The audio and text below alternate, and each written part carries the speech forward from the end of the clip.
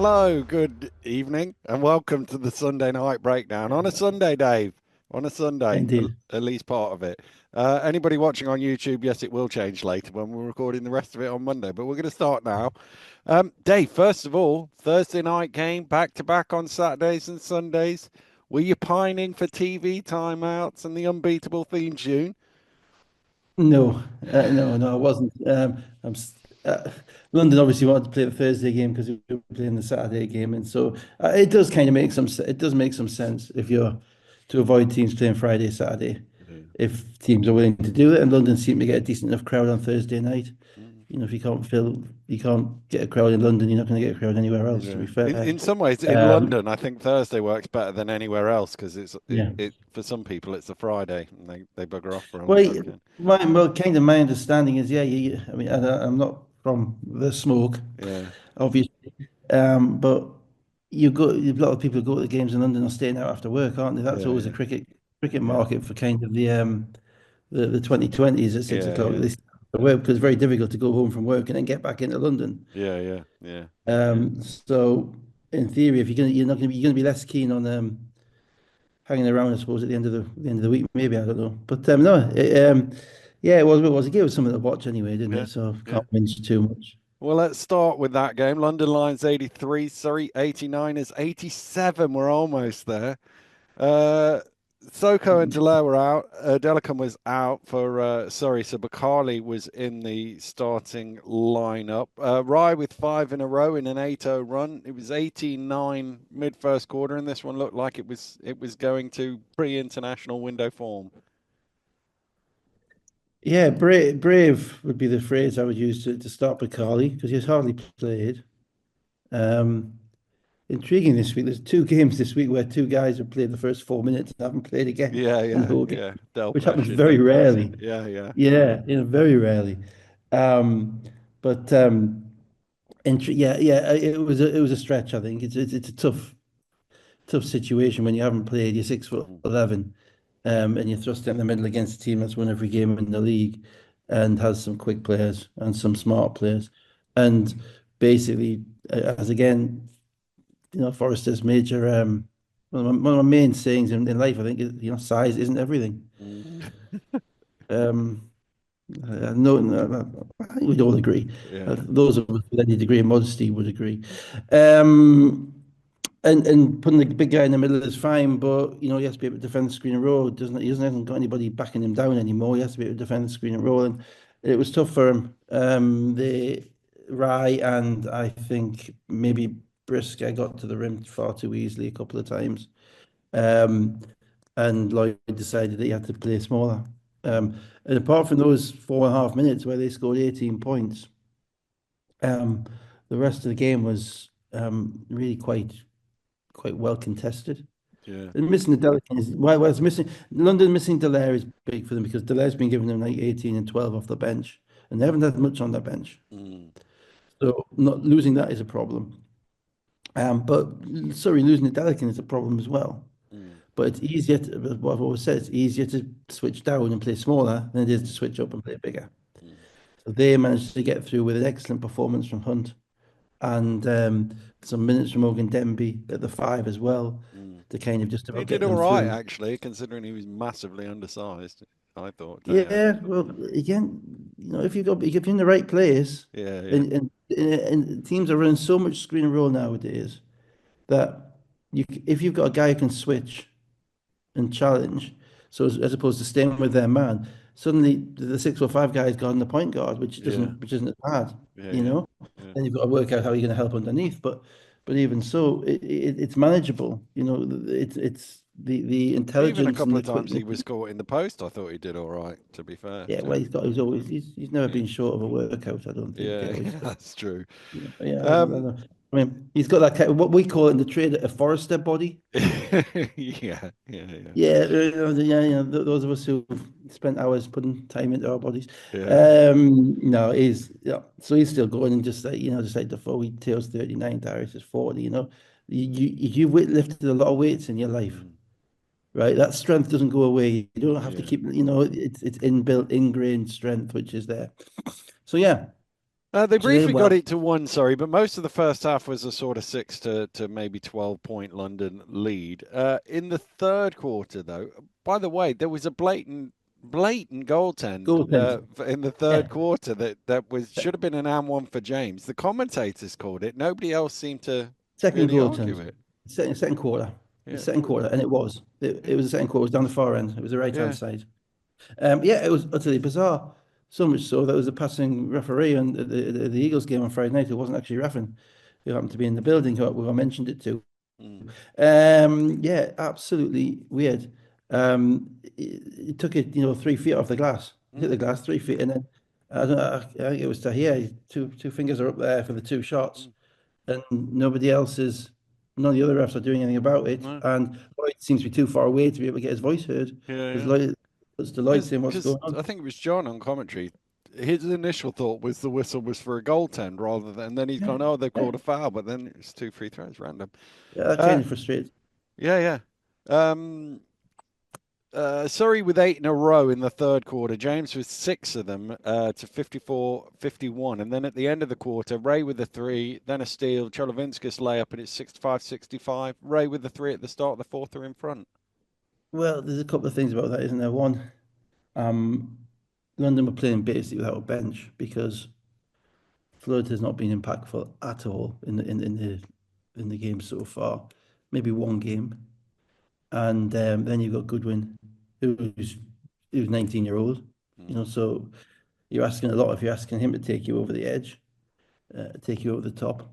Sorry, he may take you over the edge. He's not going to take you over the top. My fault. Mixed metaphors for us, Sunders.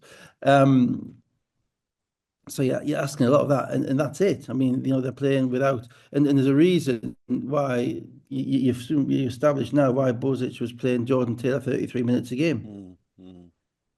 which may have contributed to his view that I've had enough of this. I'm going to go and commentate. So the reason because without him, they didn't, they were struggling to get where they needed to be, and so he was manufacturing wins by doing that. So suddenly kind of Surrey's weakness, which has been their bench, is not their weakness anymore in this Mm, game because they haven't got a Delican. They're not really playing Bacardi, so they're basically playing seven players as well. They've got Lawrence back, and Lawrence, I reckon, puts eight, eight, 8 point. Or Lawrence is worth 8 points a game for Surrey, I think, just on no scientific basis whatsoever. No, that's not that how many he scores, just how many possessions he makes something of that they've been having dead possessions with. mm. How many smart plays he makes. There was a What play I in think the this what you're game. saying here is it turns it from 83-79 into 83-87. Yeah, yeah, I do. Mm, And I think there was a play in this game whereby maybe he baited one of the London kids into a foul with like 4 seconds on the clock in the penalty or something like that. And just getting cheap foul shots and getting little runouts to the rim and knocking down an open shot. He is critical to them. They needed that third guard because it rests the other two as well. mm, Ray is a nailed on scorer. He sometimes it's probably his only detriment is sometimes he gets a little bit too confident that he can make every shot and shoots a couple of hard ones. But when he gets his feet set, you think it's going in, and he can get to the rim and he can finish his left and right, and he has that a little bit of confidence with him. And I thought they wore London down a little bit. London are playing, guy, Kieran Sandy's playing played very well, mm, very, very well in this game. But he's playing 35 minutes. mm, He might have been getting 3 or 4 minutes last year. You know, it's um, Hadzibegovic is kind of got the yips, mm. Yeah, almost the on the free foul shots. throws. Yeah. The free throws. I mean, yeah, he can shoot the ball, he can play. It He's got is every very Cephas Bunting. I know I referred to Cephas a couple of weeks ago, but it is very Cephas Bunting in that it might swish and it might yeah, airball. airball, and the airballs are not even close. Yeah. It's rare with pros that they miss shots on distance. Mm, You normally miss shots on direction. mm, You never want to, it's rare that they're going to they're going to shoot an air ball on distance because they've got the distance wrong from a foul mm, shot or even from a three because it's ingrained. This is the degree of force you need to use to shoot the ball to get it 22 feet or to get it 15 feet. So I just think it's almost like dartitis. He's got the hips. Mm, Just he just doesn't release the ball at the same point in his release every time. When it's smooth, it looks fine. Looks just like anybody else's shot. But when it's not, I think it's just a release thing. mm. So that becomes a difficulty for London down the stretch as well, because then you've got to decide whether he's going to be in the game or not. And Surrey are not easy to guard. Mm. Stuart said after the game a couple of weeks ago in Newcastle, said he hates having to guard that team because they do have their spacing right. They're always on the attack. You've got Gooden who's available to make a tough shot if you've got nothing. And London didn't really manage to guard them at the end of the day. Let's go through the end. Sandy to the rim, 142, ties the game at 80-80. 124 to go. Gooden gets a switch onto Hadzibegovic. One step in, one step out, hits a three, 80-83. And that's what we were talking about with size. If Hadzibegovic is, say, Soko, Mm, maybe if Soko's playing and he's playing the five and he switches on to him, Soko might do a better job being able to stay in front of mm, a challenge Gooden's shot, because Soko's got quicker feet, so he can get closer to him. mm. 59.5. Ryan misses. Hadzibegovic offensive rebound. He gets fouled, and here's the thing again. We are just talking about swishes the first one, did well to draw front iron on the second, 81-83. Fouled on the rebound though, so Ray went straight down the other end to the free throw line, 81-85, made them Yeah, both. that was one of that was a top 10 dirty look from Bozic. That was Mm, after mm, that foul. mm, Was not happy with that foul, quite rightly too. Just this is just kind of the inexperience of being in games mm. from London's 30, perspective already yeah, last year. 39.7. Adebayo misses a three. Hadzibegovic again with the offensive rebound and fouled. This time front iron and then an air ball, and that's I thought yeah. that possession basically, in a nutshell, was London's issue in the game, Mm, and probably London's issue going forward until they resolve it, which is Brisker, who is not a natural point guard, had the basketball. Gooden did a great job on him defensively, stayed in front of him. Brisker probably dribbled the ball for 10 to 12 seconds, didn't get into anything. All Brisker had was Adebayo, who was the person that Lloyd Gardner would have picked to shoot the 3-point shot at that point.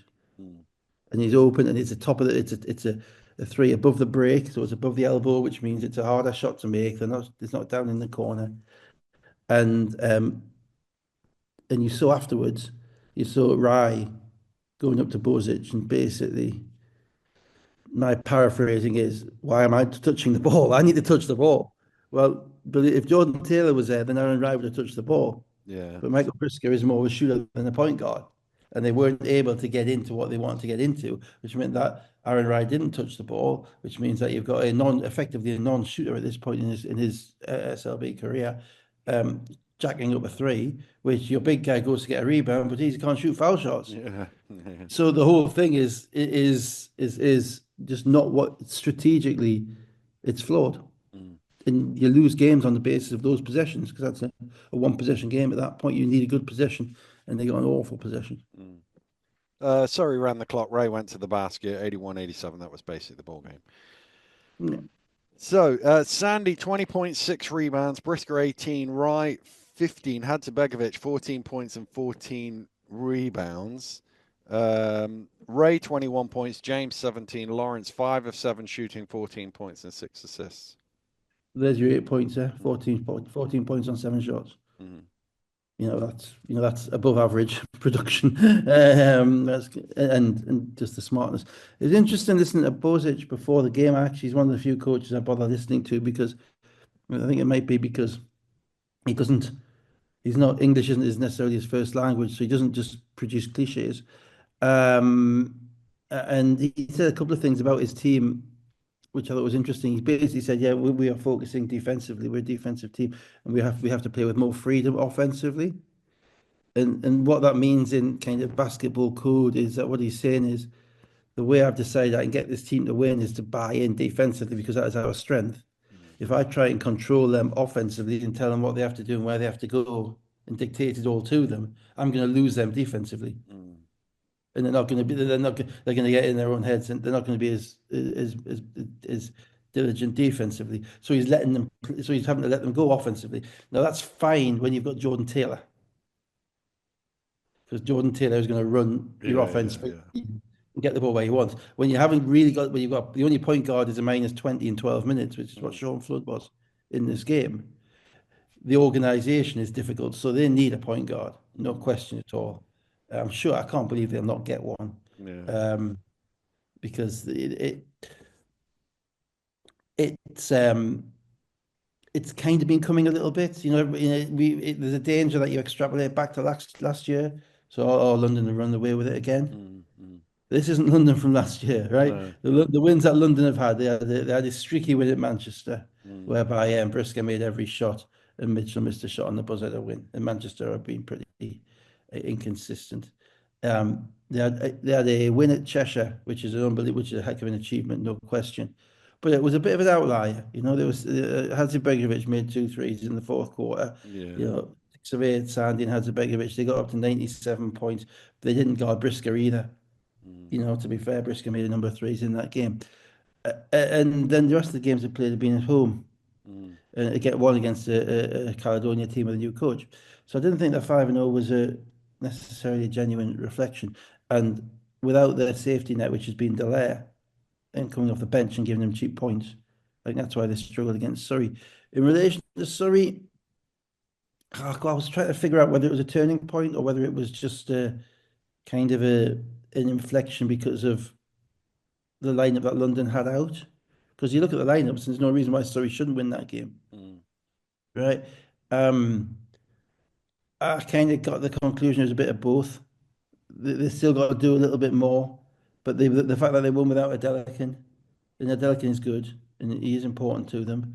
I think made me think, oh, maybe this is a team getting over the edge, over the top a little bit.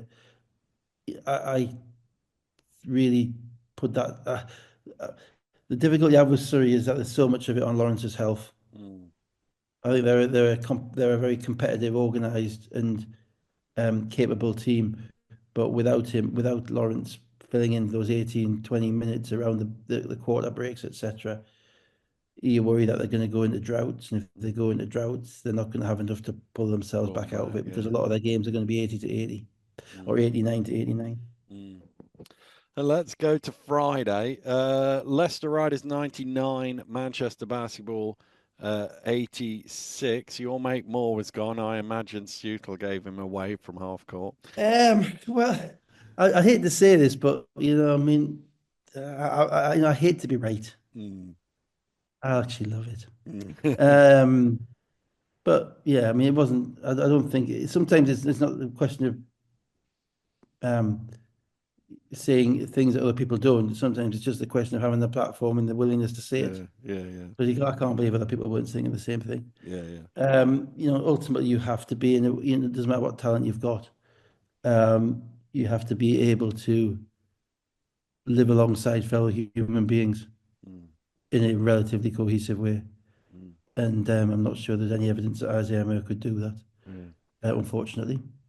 So he's moved on, and, yeah, and and that you don't lose a guy with that talent without a very good reason. yeah, yeah, yeah, yeah, Because he has to take a lot off the table with everybody else before you give up on his talent. But yeah, there's lots of coaches that have in the past.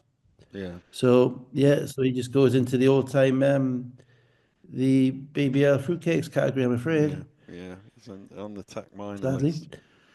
Yeah, on Um, the Tech minor list. Absolutely. On top of that, again, just doing the old Nostradamus stuff again. Spencer Johnson in the starting lineup. yeah, I was Who could have about to seen that? say. Yeah, yeah. The first change of the season for Yeah. Leicester in their starters as Trail, Johnson in and Wright coming off the bench. Traded scores for a first few minutes, but the pace of the scoring seemed too much for Manchester really to keep with. And then Leicester kept going and Manchester stopped and it was 22-12 after 6 minutes. Well, Leicester got easy shots and Manchester got hard shots. Mm, Manchester have got a bunch of guys who can make hard shots, mm, but you can't keep making hard shots. I thought this game was won in the 2 weeks before, in the 2 week preparation period, to be honest, because Manchester have cut a guy, so there's always going to be interesting interrelationships. There might be a couple of our throwers friends. There may be some um, bad feeling about, why he's gone. A couple of players maybe looking over their shoulders now. Who knows? Leicester coming off two losses to Sheffield. So Leicester, and had been through this before. Leicester were on point. They were on the scouting report. They moved the ball. They made their change. I thought Manchester were miles off point. Mm, Miles off point in the whole. I mean, you cannot be giving up the catch and shoot threes they gave up to Spencer Johnson in the first quarter. mm. You just can't. I mean, and in fact, I think the first play of the game was Abercrombie with a three. Yeah, it You was. know, and and it just there's a way that Leicester play, and it's an effective, efficient way, and they played well.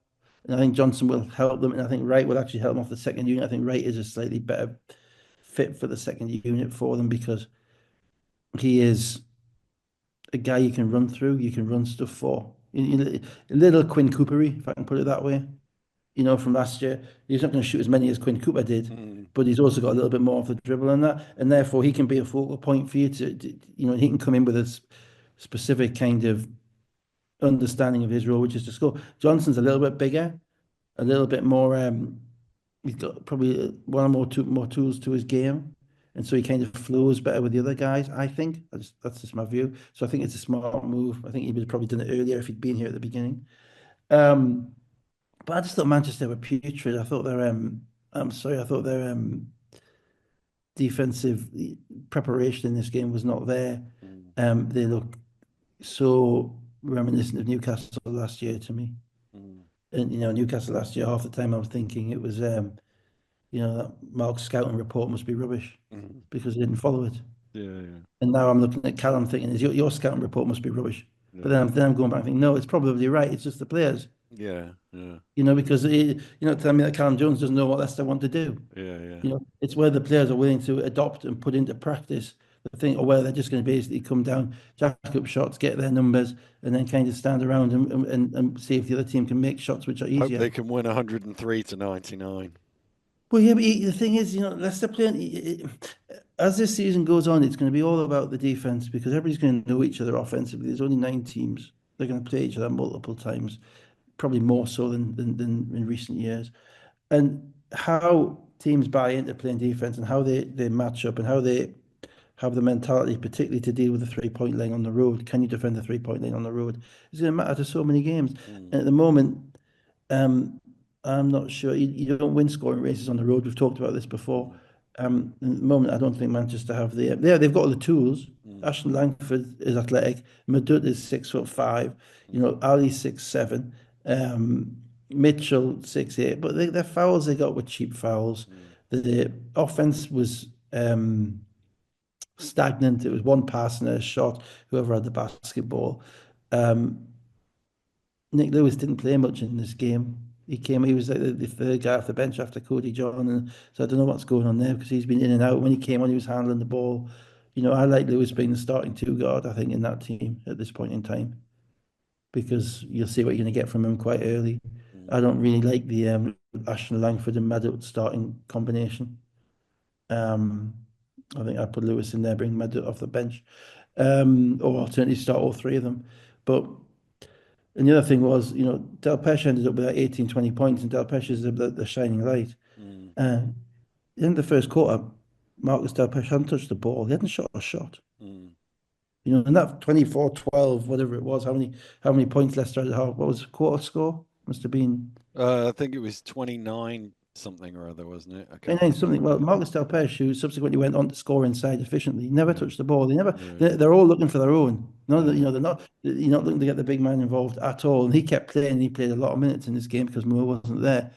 And I felt sorry for him a little bit because when he got the ball, he was efficient, Mm, but he was almost like a last option. So I was really disappointed with Manchester's prep. There's no excuse for being like that, having had 2 weeks off to prepare for a team, just none.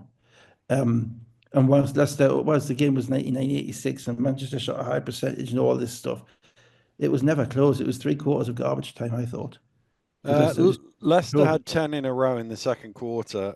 Hunter had seven of them to lead 48-22.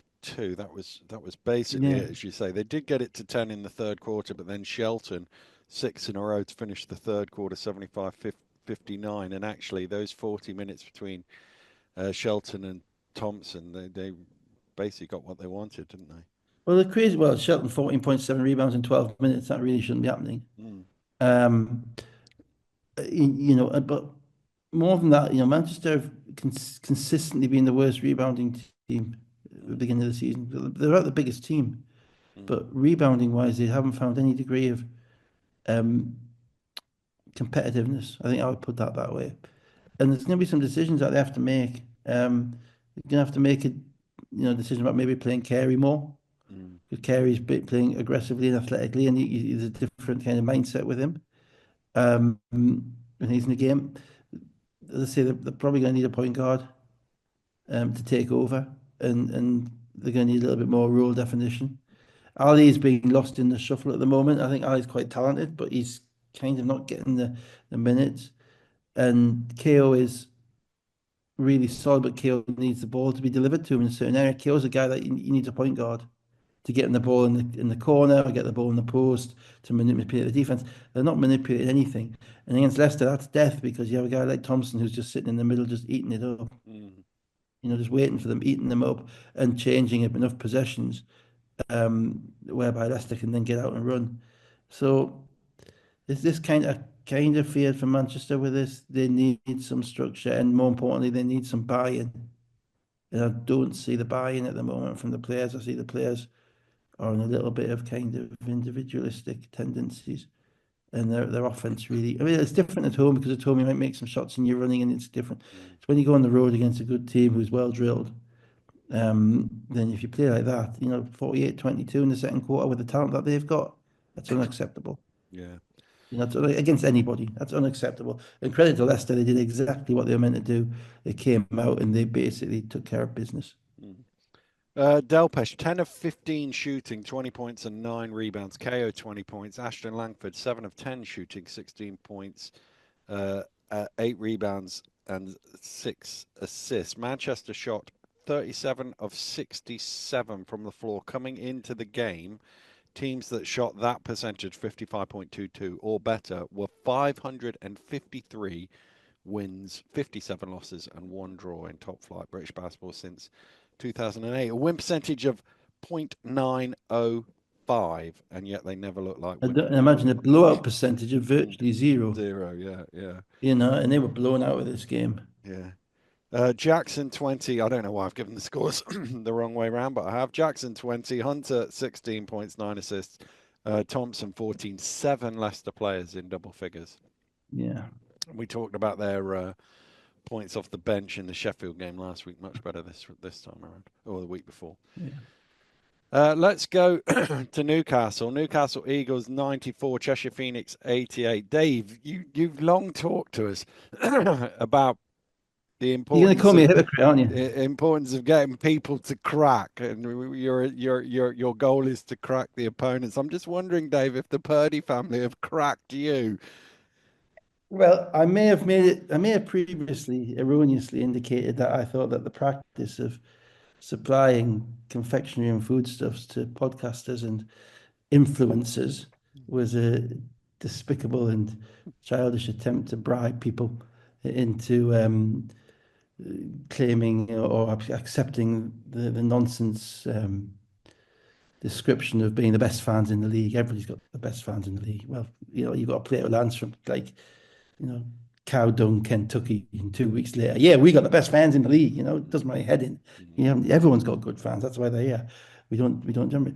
So yes, I have to say, I thought it was an absolutely disgraceful practice which has sneaked in under the authorities' um, noses without them being able to probably legislate for it.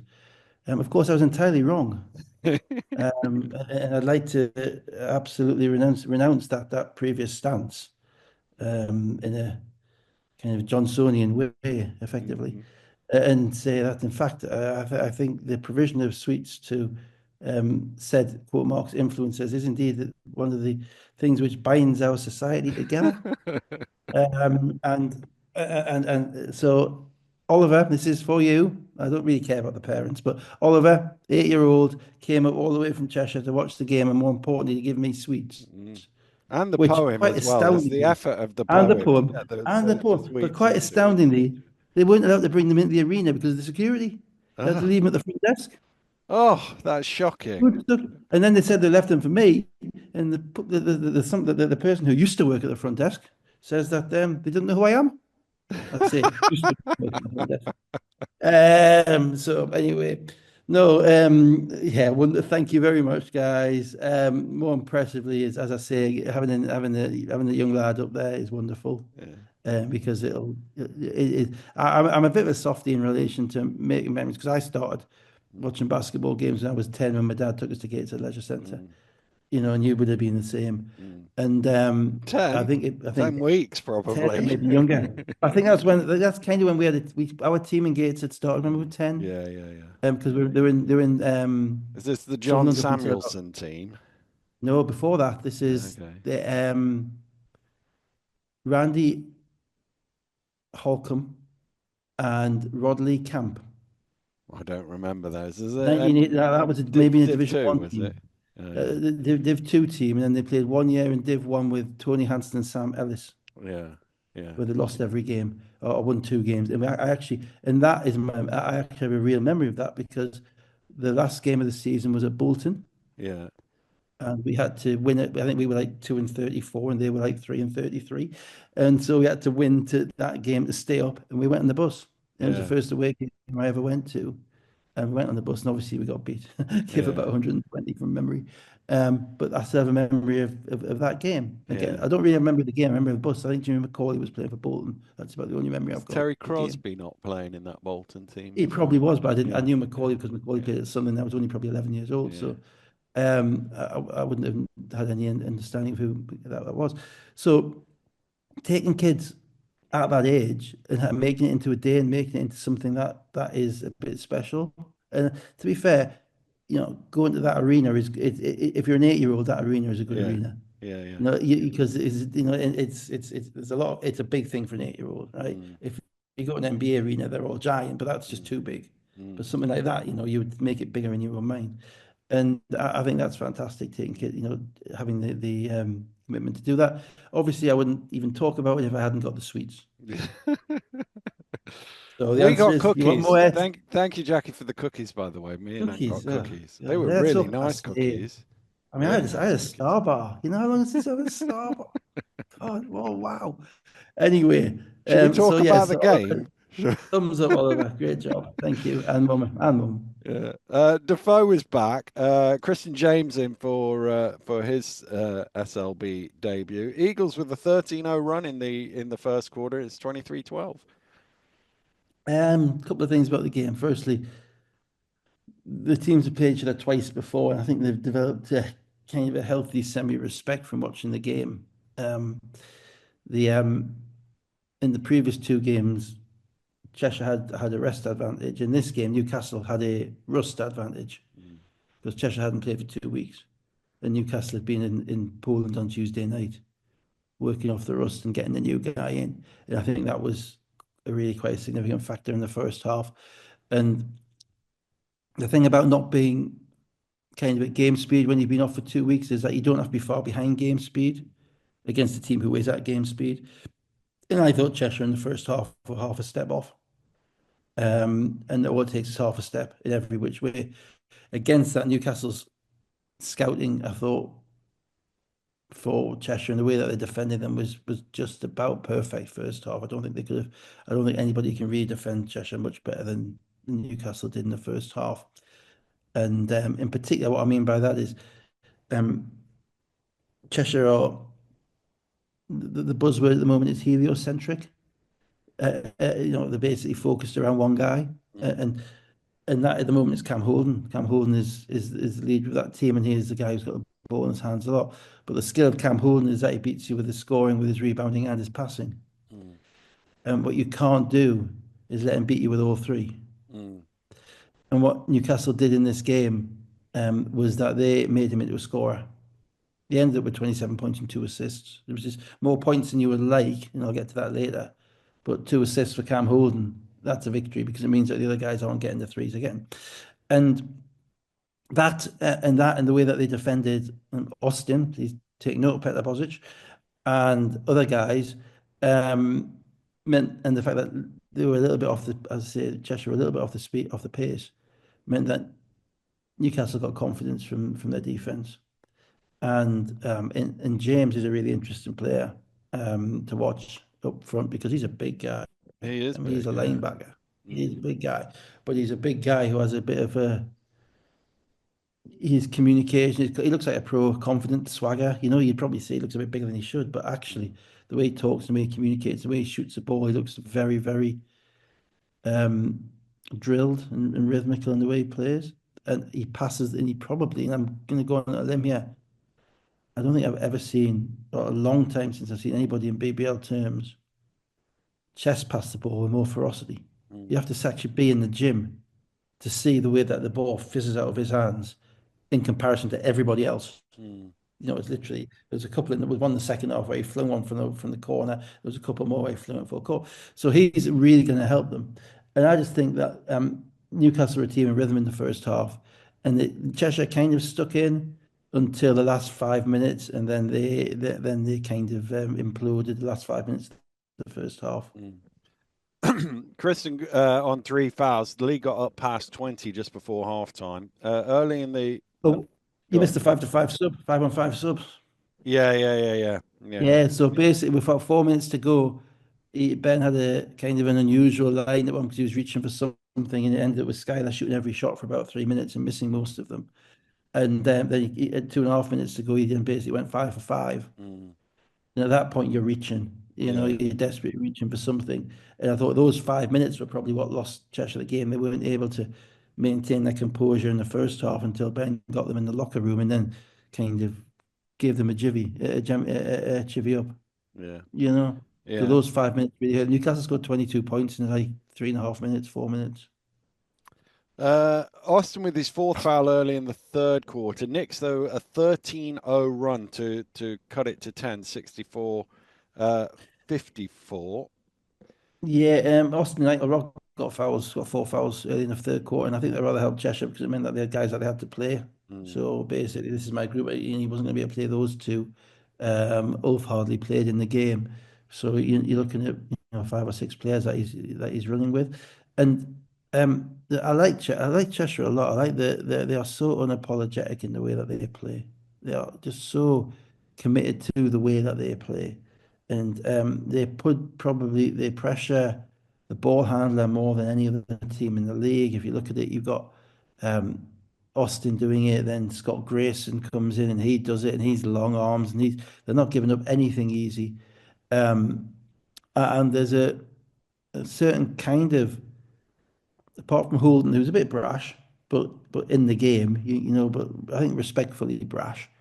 There's a bit of a kind of confidence. There's a kind of a quiet confidence in some of mm, them, in Atwood, in Kristen, and people like that. mm, And they're the worst team in the world to get way up on because they ain't going away. They're going to keep playing every possession, and because they play so quick, they're going to be a lot of possessions. yeah. So it almost seems like watching them. It's an NBA game. They're Mm. 48 minutes. I, I, Whereby I, there's so many possessions going back and forwards that yeah, big thing can make a difference. And what happened was they had their run, and they had their run off defense because they got into Newcastle's heads yeah, defensively. It got some turnovers, and when they turn the ball over on you, that's when they score. yeah. That's when they get their runs. We were talking about them before our game, and I said they're a 16-fall run waiting to happen. And they actually did have a 16-fall run at the start of this Yeah. third quarter. But it was off their defense. Yeah, yeah, It's yeah, always yeah, off the yeah. defense. And at this point, Newcastle played Delpech the first 4 minutes, and then Long played very well in the first half. Mm, So Long started the second half. His defense was really impressive and made a couple of threes as well. But Newcastle also didn't play Bynum in this game. So it was basically Spencer, and then Okaro was having to take up the kind of backup guard role.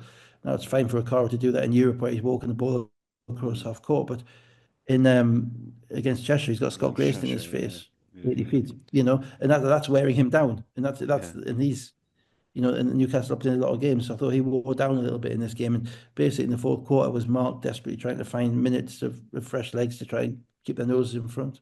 Before we get to the fourth quarter, 4 minutes into the third quarter, Spencer with a foul when the pass had been thrown down court for an Oh, open yes. Holden and a dunk, and obviously that takes 2 points off Cheshire because they were Yeah, going I to thought that score. was, I didn't think that was a great interpretation of the advantage disadvantage rule, Yeah. to be honest. I mean, technically, we don't really know if there is really an advantage disadvantage rule. Yeah. That's meant to be whereby if it's an obvious, Well, um, my thing is, if it's a blatant foul, not at the ball, call it unsportsmanlike. I think if you're well, yeah, no, taking but they points might not off, have been. They might not have been. yeah, I I think if didn't you're see taking that following the points off, ball. it kind of has to be Well, because he's in essence stopping the fast break, isn't he? yeah, but it's not under the Mm, criteria for the sportsman mm, because the ball because he's not the last man. And then you have to say that is was it a deliberate foul? Well, maybe it mm. wasn't. I didn't see. I haven't watched it back. So, but do you have to call it? No, you don't. No, yeah. That my That's the thing thing. is call an But then again, if unsportsmanlike that's or don't okay, but call it. if that's Michael Corrie and that's his fourth foul, Yeah, yeah, you yeah, prefer it was called. yeah, yeah, You know, so from a ref's perspective, it's not quite as straightforward. Or because if we ignored every foul whereby someone scored 2 points at the end of it, yeah, yeah. then the You get coach would called be no saying, "I want fouls. fouls." Yeah, yeah, yeah, So I did. I mean, I think more frustrating for Cheshire wasn't actually the call; it was the time of the call yeah, because they were on a little run yeah, in transition. They were moving. That would have fed into their defense the next yeah, possession. yeah, yeah, So I think it was more the frustration of that. Um, but yeah, I mean, I don't get the advantage. Sometimes you'll see people can give people a little nudge on the fast break yeah, and it's not called unsportsmanlike and they yeah, go get it because the refs let them have the layup. Other times they do call it unsportsmanlike. I think it's got to be I think they've got to say it's a significant disadvantage cause. yeah, But at this point, of course, the ref who calls it is at the far end of the yeah, court. yeah. He's probably not got the view of what's happening 90 feet ahead of him because he's looking at what's on the ball. But Yeah. yeah, it was unfortunate. Hated it. Ben Ben was I was livid, so but sorry for them. Ben was livid, but apparently Moana would have let it go. Uh, Yeah, yeah, yeah. um, He's got kids as well. I mean, yeah, I that's know. Well, how have crazy. you made that error? Teague Uh, fouls out early in the fourth quarter, but Knicks from 78-64 down, a 14-1 run to 79-78 with 3:31 to go. yeah, Newcastle were just fighting for offense. Okoro was the Okoro for the first 3 or 4 minutes. Okoro, Knight, and Alan Aikens were all off the court, and um, they were, James is playing his second game, so the rhythm is kind of gone. Um, Cheshire in the passing lanes. I think Cheshire forced 9 turnovers in the third quarter. Mm, In the passing lanes, they're far more aggressive. They're playing like they know they've got to come back. They're playing with nothing to lose. And offensively, um, Newcastle really kind of struggled because it's never ever going to be as easy as it was in the first half. It shouldn't be as hard as it was in the second half. mm, And then Cameron Holden got into transition a little bit and kept going. They're just relentless. mm, That's the best thing about Cheshire is that they are just absolutely relentless. They just keep going at you, whatever is happening. And it's Holden at the moment who really is the genesis for that. mm, Now, Newcastle's defense in the third quarter as well wasn't great. The first play of the game, Skylar White's getting an open three in transition in the third quarter. He missed it, but it set him up. mm. And at that point, as soon as he got that one, I'm thinking, oh, I can see, you can see it coming. But Cam Holden basically took it upon himself to do whatever he thought they needed to do to win that game, and he nearly did. Let's just run through the through the end. 241 Austin to the rim for an and one. I assume he injured his back, did he? I was watching on Yeah, Synergy, he so it landed just on his back. it He just landed on his cuts back. from To be him fair, landing to Scott Grayson shooting a free throw. So yeah, he landed on his back, and to be fair, it was about a minute and a bit before they sent the physio on, so they wasn't kind of get Larry out because he can't make a foul shot. mm. It was they did give him a chance, but uh, he- Scott Grayson did make the free throw, so it's 82-81 at that point. 2:01 to go. Holden two free throws. Cheshire in front, 82-83. 150 to go. Okoro to the rim, 84-83. Yeah, One th Okoro and Knight, I think, came back. Okoro and Hankins came back in with 2 minutes to go in the game because mm, he'd been saving them. I think they were, with the fatigue, I think, certainly with Okoro. And they ran the Spanish screen roll and Okoro got to the rim. He hadn't got to the rim much in the game, but he made a tough play. 133 to go. Austin cut into the rim, but he kind of bobbled the pass and ended up traveling with it. He would have scored if he'd caught it clean. Well, it was, but it was a double team, wasn't it? Because it was Atwood in the post. Mm, And if you remember, going back to Ellesmere Port about a month ago, probably 6 weeks ago, you were there, I think. mm. It was a close game between Newcastle and Cheshire, and then they threw the ball to Atwood 3 times in a row Yeah, in the yeah, post, yeah. and the last 2 minutes, and he scored. And so this is what happened. What I talk about when I'm talking about kind of adjustments over the course of the season. Because this time, Austin was in the game, and Newcastle's basically doubled off Austin. Mm. So I think maybe Knight who came across, or whoever was guarding Austin, which meant now for most players, if you double off them like that, they go and stand on the 3 point line. Yeah. But Austin's going to cut, and Austin cut, and Atwood made a nice pass to. I think it was Atwood made a nice pass to him, but he could, but because he's cutting, he's going full speed. They haven't done much of that the whole game. He just bobbled it, Yeah. travelled. Yeah. Yeah. The James with adjustment. the go on. Sorry, go on. James with That the was an adjustment 6 weeks ago. That would have been yeah. a layup for Yeah. Yeah. Atwood. Yeah. Yeah. James with the three, 120 to go, 87-83 Newcastle. Yeah, that was a big Holding. shot as well. The Yeah, same it was. play, Yeah. yeah, Yeah. same play. And Spanish screen roll, and he popped out, and he's got this kind of, it was weird. But watching him shoot it, I didn't think he was going to miss. Yeah. Mm. It's weird. He's just got a comfortable nature about him, about his game. Holding the quick attack, 87-85, 113 That's to a go. crazy shot. Mm. It's a Yeah. crazy shot. It was in front of me. I mean, his head was looking that way. It's like, the old South African leg spinner, Paul Adams, a frog in a blender. Yeah. He kind of threw it over his shoulder, and it never got above rim height, and it still went in. Yeah. Yeah. Great. He has this ability to kind of finagle the ball in from different angles in different ways. That's him saying we ain't going away. That's a big kind of psychological play after James's three. Okoro misses, but Austin can't quite keep it in place. So it's an Eagles ball. They then turn it over on the inbound. Timeout for Cheshire. Other end of the floor, great look for White for three. Eagles kind of dodged a bullet, but instead they break away. Alan Ikens with a dunk, and it's 89-85. That was that sequence was the whole game. There's so much in that sequence, without wanting to bore people. Firstly, the Larry Austin experience. So the Cora misses that shot. Austin hustles for the rebound, can't quite get it. Austin then pressures Knight on the inbound. So Knight, who's 6'6", and Austin is 6'1", right? Knight can't catch the basketball. Mm. Austin gets a finger on it, knocks it off Knight's hands. Incredible play. Cheshire get the ball back. You get a possession, about 45 seconds left. Cheshire call a timeout. They run a little play that is a really nice little play if you watch it back. And you say the Eagles dodged a bullet, but it was a really well designed play because Austin is and this is the key. Austin's the point guard in this play.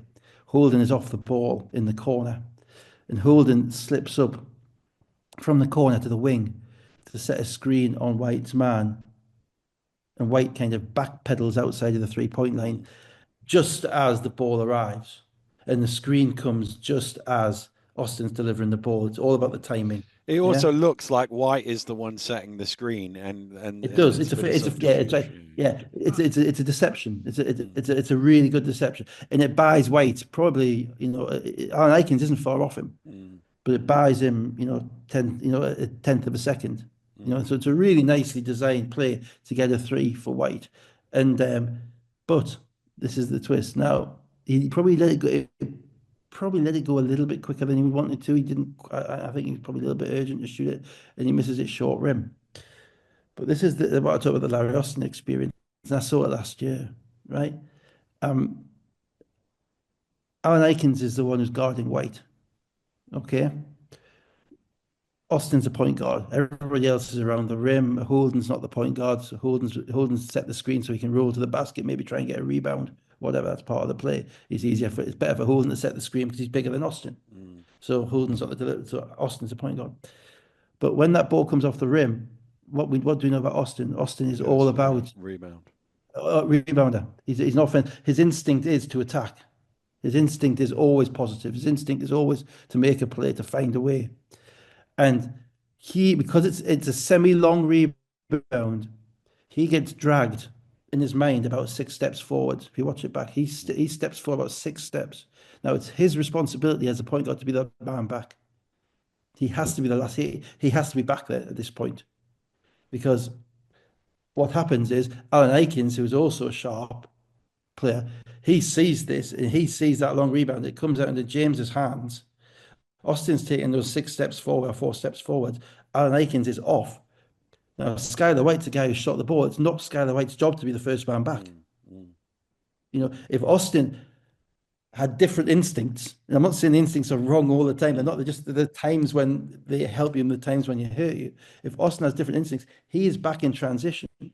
James never throws that pass. The Eagles have to walk the ball up the court and they have to make a play. yeah. Okay, because he commits thinking there might be a sniff of an offensive rebound here or a ball battered around and I can get my hands on it. Alan Aikens is away, and then he just absolutely loads it on him. Mm, yeah, yeah, Um, yeah, yeah. I mean that. To be fair, Drew's call on that. I mean, the place did erupt, Mm, um, primarily because he's not a guy who goes in and dunks it very yeah, often, yeah, yeah. and and that play was the game because you saw the difference in the huddles Mm, back at the timeout. Newcastle guys are up, they're all jumping around, the chest bumping, all this stuff. Alan Aikens is giving it all of this. The crowd's going up, and the Cheshire guys are suddenly mm.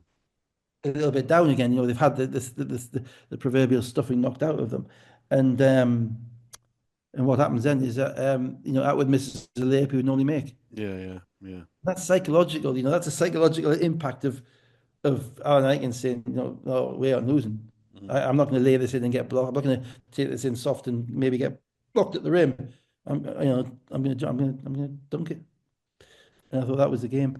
It was, yeah. So night 18, Ward Hibbert 15 points, 11 rebounds, James 15 points and 6 assists. And for some reason, I didn't write down the Cheshire one, so I've opened it up. Holden 21.7 rebounds, 29 points, sorry, 7 rebounds, Yeah. 2 assists. 14 points for Skylar White, 7 rebounds, and 13 points for Kristen. You see, and if you that's kind of I think that's the game. I think that's the game plan. I think that's the blueprint to beat Cheshire. I think you have to make Holden a score. If Holden's flinging the ball around, getting the triple double, I don't think you're beating them. Now, I don't think you need to give him 29. I think you can rebound some of his misses better. You can keep him off the foul line a little bit, and you can stop him in transition, and you can kind of keep him in the kind of the 19, 21 point bracket.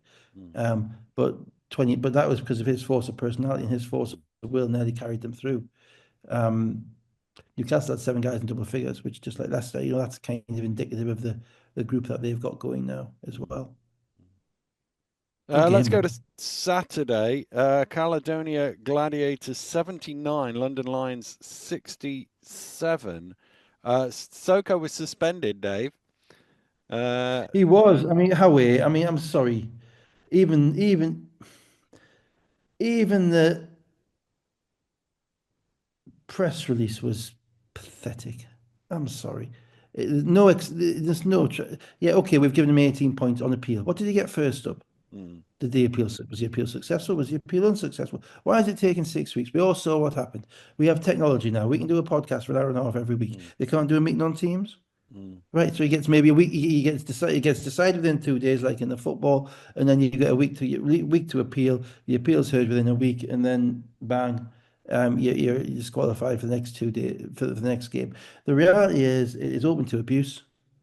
It's open to abuse because A, it's not transparent, and B, you can drag out the process to prevent you missing a game that you don't want to miss. mm. That's the problem, and I'm afraid that's for me that is unjustifiable, and there's no good reason for it. It's not, some things are justifiable, and you Well, can reason why. the reality is, at the minute, he's injured, so he might not have played this game anyway. Whereas if the suspension had come in a week after the incident, he was still healthy at that point, and he would have actually missed a game. It's the uncertainty of it all. Yeah, There's no yeah. no degree of governance is important. Mm, Competitive governance is important. Not just about when the games are played, how much money we're making, how many fans we're getting in the gym. It's actually the rules.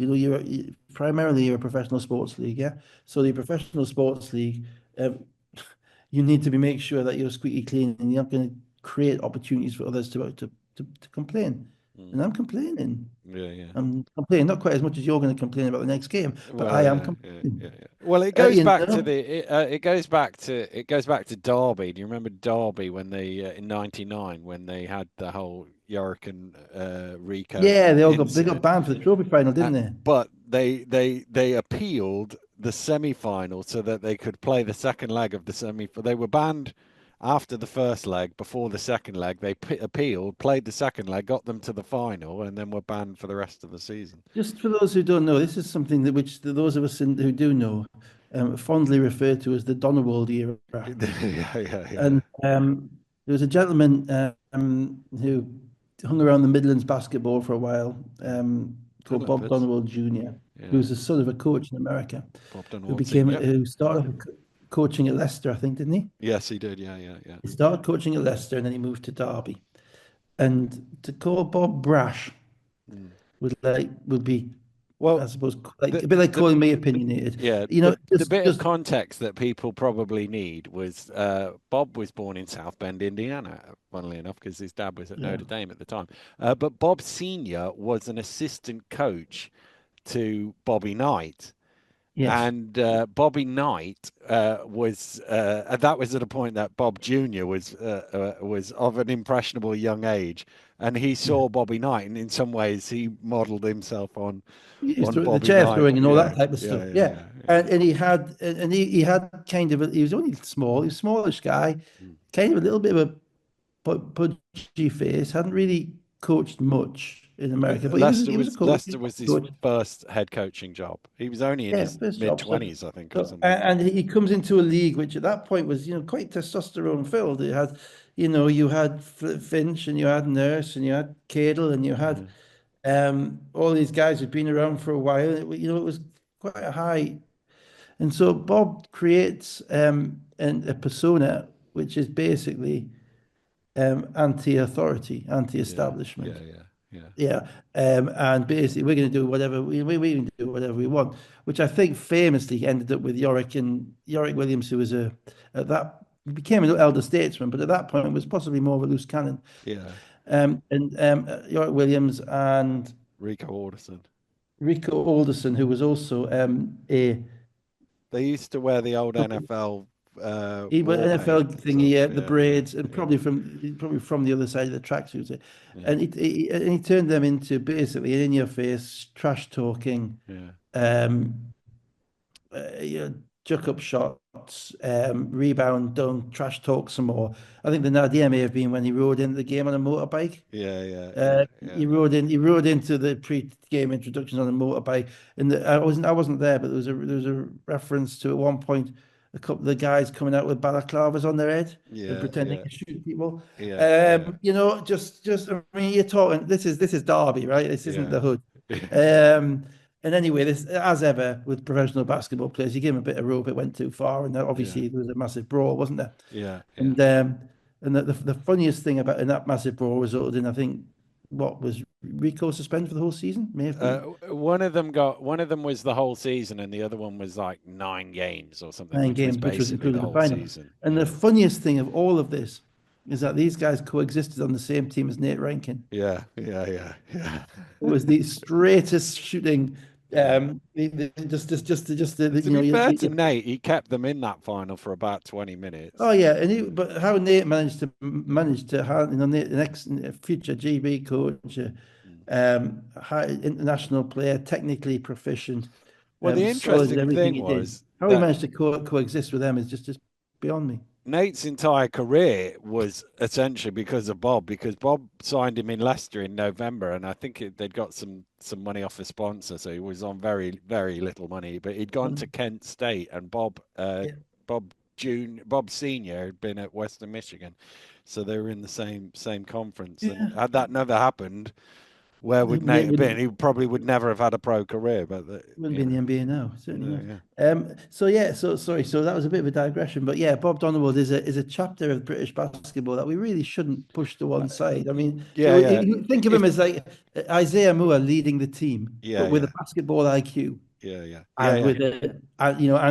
and he became the coach of China. He coached for China in the Yeah, Olympics. if you No, Google Bob Dunwall China, you would see an yeah, international incident. I think it was against Australia, yeah, and I think that was the yeah, end of his coaching in yeah. He China. kind of flamed. And then at I, one point I he was the actually I actually covered China in Wuhan before it was famous yeah. in 2011, I think it was. Mm. And Bob was coaching the Chinese team, and he didn't know I was coming, so I rocked up, and he was completely surprised. And I remember we were in the gym, and China were coming in to do their training, and there were various people. This was pre-tournament, various people in the arena, and Bob just went, "I want all of these people out, everybody out, nobody watches, everybody out." And then he looked at me and he went, "He can stay, he's You my can guy, see. but everybody else get out." Yeah, He had yeah. his own T-shirts. I've got some upstairs somewhere. Bob Donewald T-shirts. He was that big in China. But yeah, Oh yeah, man, I think yeah, it's remarkable because not necessarily the type of personality you associate with the yeah. Chinese kind of way of living. Anyway, so sorry, Anyway, that was a so big so digression. Soko was But go now. suspended. I think was what we said. Delaire was back for London. Not a lot of scoring in this game. Gladiators 7 in a row, 18-5 with 150 to go in the first quarter. Not a lot of scoring. Dear me, London Yeah, looked like a team who, weren't very keen on travelling the 500 miles to East Kilbride. and I think 500 was more back. absolutely, Dan. I'll set you up. You knock them down. They were. I mean, they were. The effort was there, but the flaws in their team, I think, became apparent in this game. The guard play, um, and their inability to knock down a shot. I mean, they had some good looks, and Rye kind of kept them going. And no team with Aaron Rye is going to quit or is going to be horrendous. But in reality, Caledonia were there for the taking. Caledonia played a good first quarter. They're still playing their 11 guys. And I looked up, and they're only up 8 at half time or Mm, something like that. And you're thinking, man, London have been this bad, and you're only up 8. mm, This is Caledonia were literally there for the taking. I mm. thought, and I'm not going to put too much on this win for Caledonia. They've still got a bit more to prove for me at this point Yeah, with yeah, that yeah, group because they yeah. didn't get Whelan going. He was 2 of 10, and they played 11. They played 11 players. Everybody played at least 8 minutes. 10 players played in double figures. Um, and I didn't think they had any rhythm much of the time at all. Now, London aren't an easy team to have rhythm against because Adebayo's in your face, Sandy's in your face, so they're a good defensive team. There's no question about that. And for Caledonia's perspective, actually, it was probably a good matchup Mm, because if you think about it, London don't, I say they don't have the point guard. They don't really have quick guards. Brisker is probably more of a shooter. Now, quickness is what has killed Caledonia all season. mm, And London are big. But size hasn't killed Caledonia because Caledonia are big. They can mm. play that game, at that speed. So I'm not willing to kind of do the all is solved in East Kilbride. Mm. I'd still be surprised if they continue with that roster, to be honest. Um, Well, but we I don't know what they're doing with the coach yet, do we? no, we don't. And Mm. so Maybe they'll bring Bob Dunewald in. He's still, I think he's assistant coach somewhere in college. yeah, I'm sure he'd take the deep fried Mars bars. Yeah, yeah, Flying across the yeah. court, probably frozen. To be fair, he looks like he's had a few in Is that right? recent Okay. years. What? So he's suggesting his individual health discipline is the equivalent to the discipline that he managed to associate with his team. Yeah, yeah.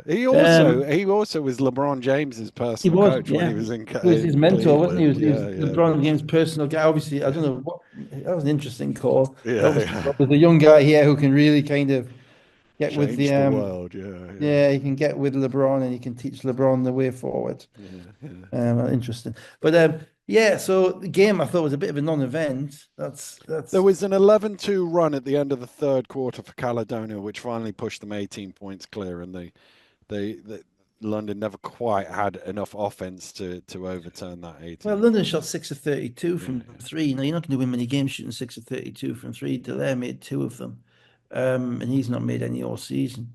They got tons of offensive rebounds, but they don't really have any other than Rye. They don't, and Rye had 8 offensive rebounds. Hadji Begovic had 8 offensive rebounds, but they don't have their spacing and they don't have the shooters at this point in time outside of Brisker to make shots yeah. consistently. Caledonia, our Barnes stepped up, playing the five at the end. Barnes made the plays. He had a block, he had a layup. He made the foul shots. Interestingly, he takes the technical foul shots, Yeah, which yeah, I was surprised, on the team with Whelan in, which kind of yeah. surprised me, but so be it. Um, and he really stepped up and made a difference to them. But I just thought London looked like a team in flux. You Mm, know they're not getting anything out of Flood and didn't get much out of Goodwin. Um, and without Taylor, it does kind of look like a body without a head. mm, yeah, You yeah, know, and I think I think they can get better. I don't think they're going to make all the shots made at Cheshire every game. I think yeah, they were up for that game, yeah, and I think Briscoe is going to wear down if he has to run the point and and shoot the ball a lot as well. So that's right. Outside of that, as I say, pretty forgettable. I thought. yeah, yeah, yeah, I'm sorry. Sorry, Caledonia. No, I don't want to rain on your parade. You won a yeah, game. yeah, But Caledonia v London, we've had some pretty dour games down there haven't we, over the past few yeah. years. Let's not go there. Not go Let's not there, go shall we? there. Not, no. At least London were trying to win this one. Yeah. What I'll say. Barnes 13 points, 8 rebounds, Stuckman 10, and Jimenez 10. Since 2008, only 20 teams have won a game where their top scorer had 13 points or fewer. The most that anybody's, or the fewest that any lowest, if you like, that anybody's ever won with 10. And that, I'm afraid, was the Rocks against the Eagles, where Britt had 10 points as the leading scorer. Nate Britt, I don't think that was my year. I think it might have been the year after I finished. And then Flyers did it. They had 3 guys score 10. They beat Yeah, just Sheffield compliment our host 63-62. here for anybody who's doing English GCSE this year. That was an excellent use of the word fewer as opposed to less. Thank you. Thank Yeah, you. indeed. So I know. Obviously, we've got a lot of 15-year-old viewers who are Yeah. in this About to do TikToking this GCSEs and up. need to know that. Yeah. Yeah. Yeah. Yeah. Rye 18 and 10, Delay 12, 4 of 11 shooting. I did hear a rumour, by the way, about Caledonia coaching, but not quite as random as Bob Dunawald, but not that Mhm. far off it. Uh, Who's to so say? We so don't do we'll rumors. Yeah, we see. do We don't facts do now. new We do rumours. facts. We don't do rumours.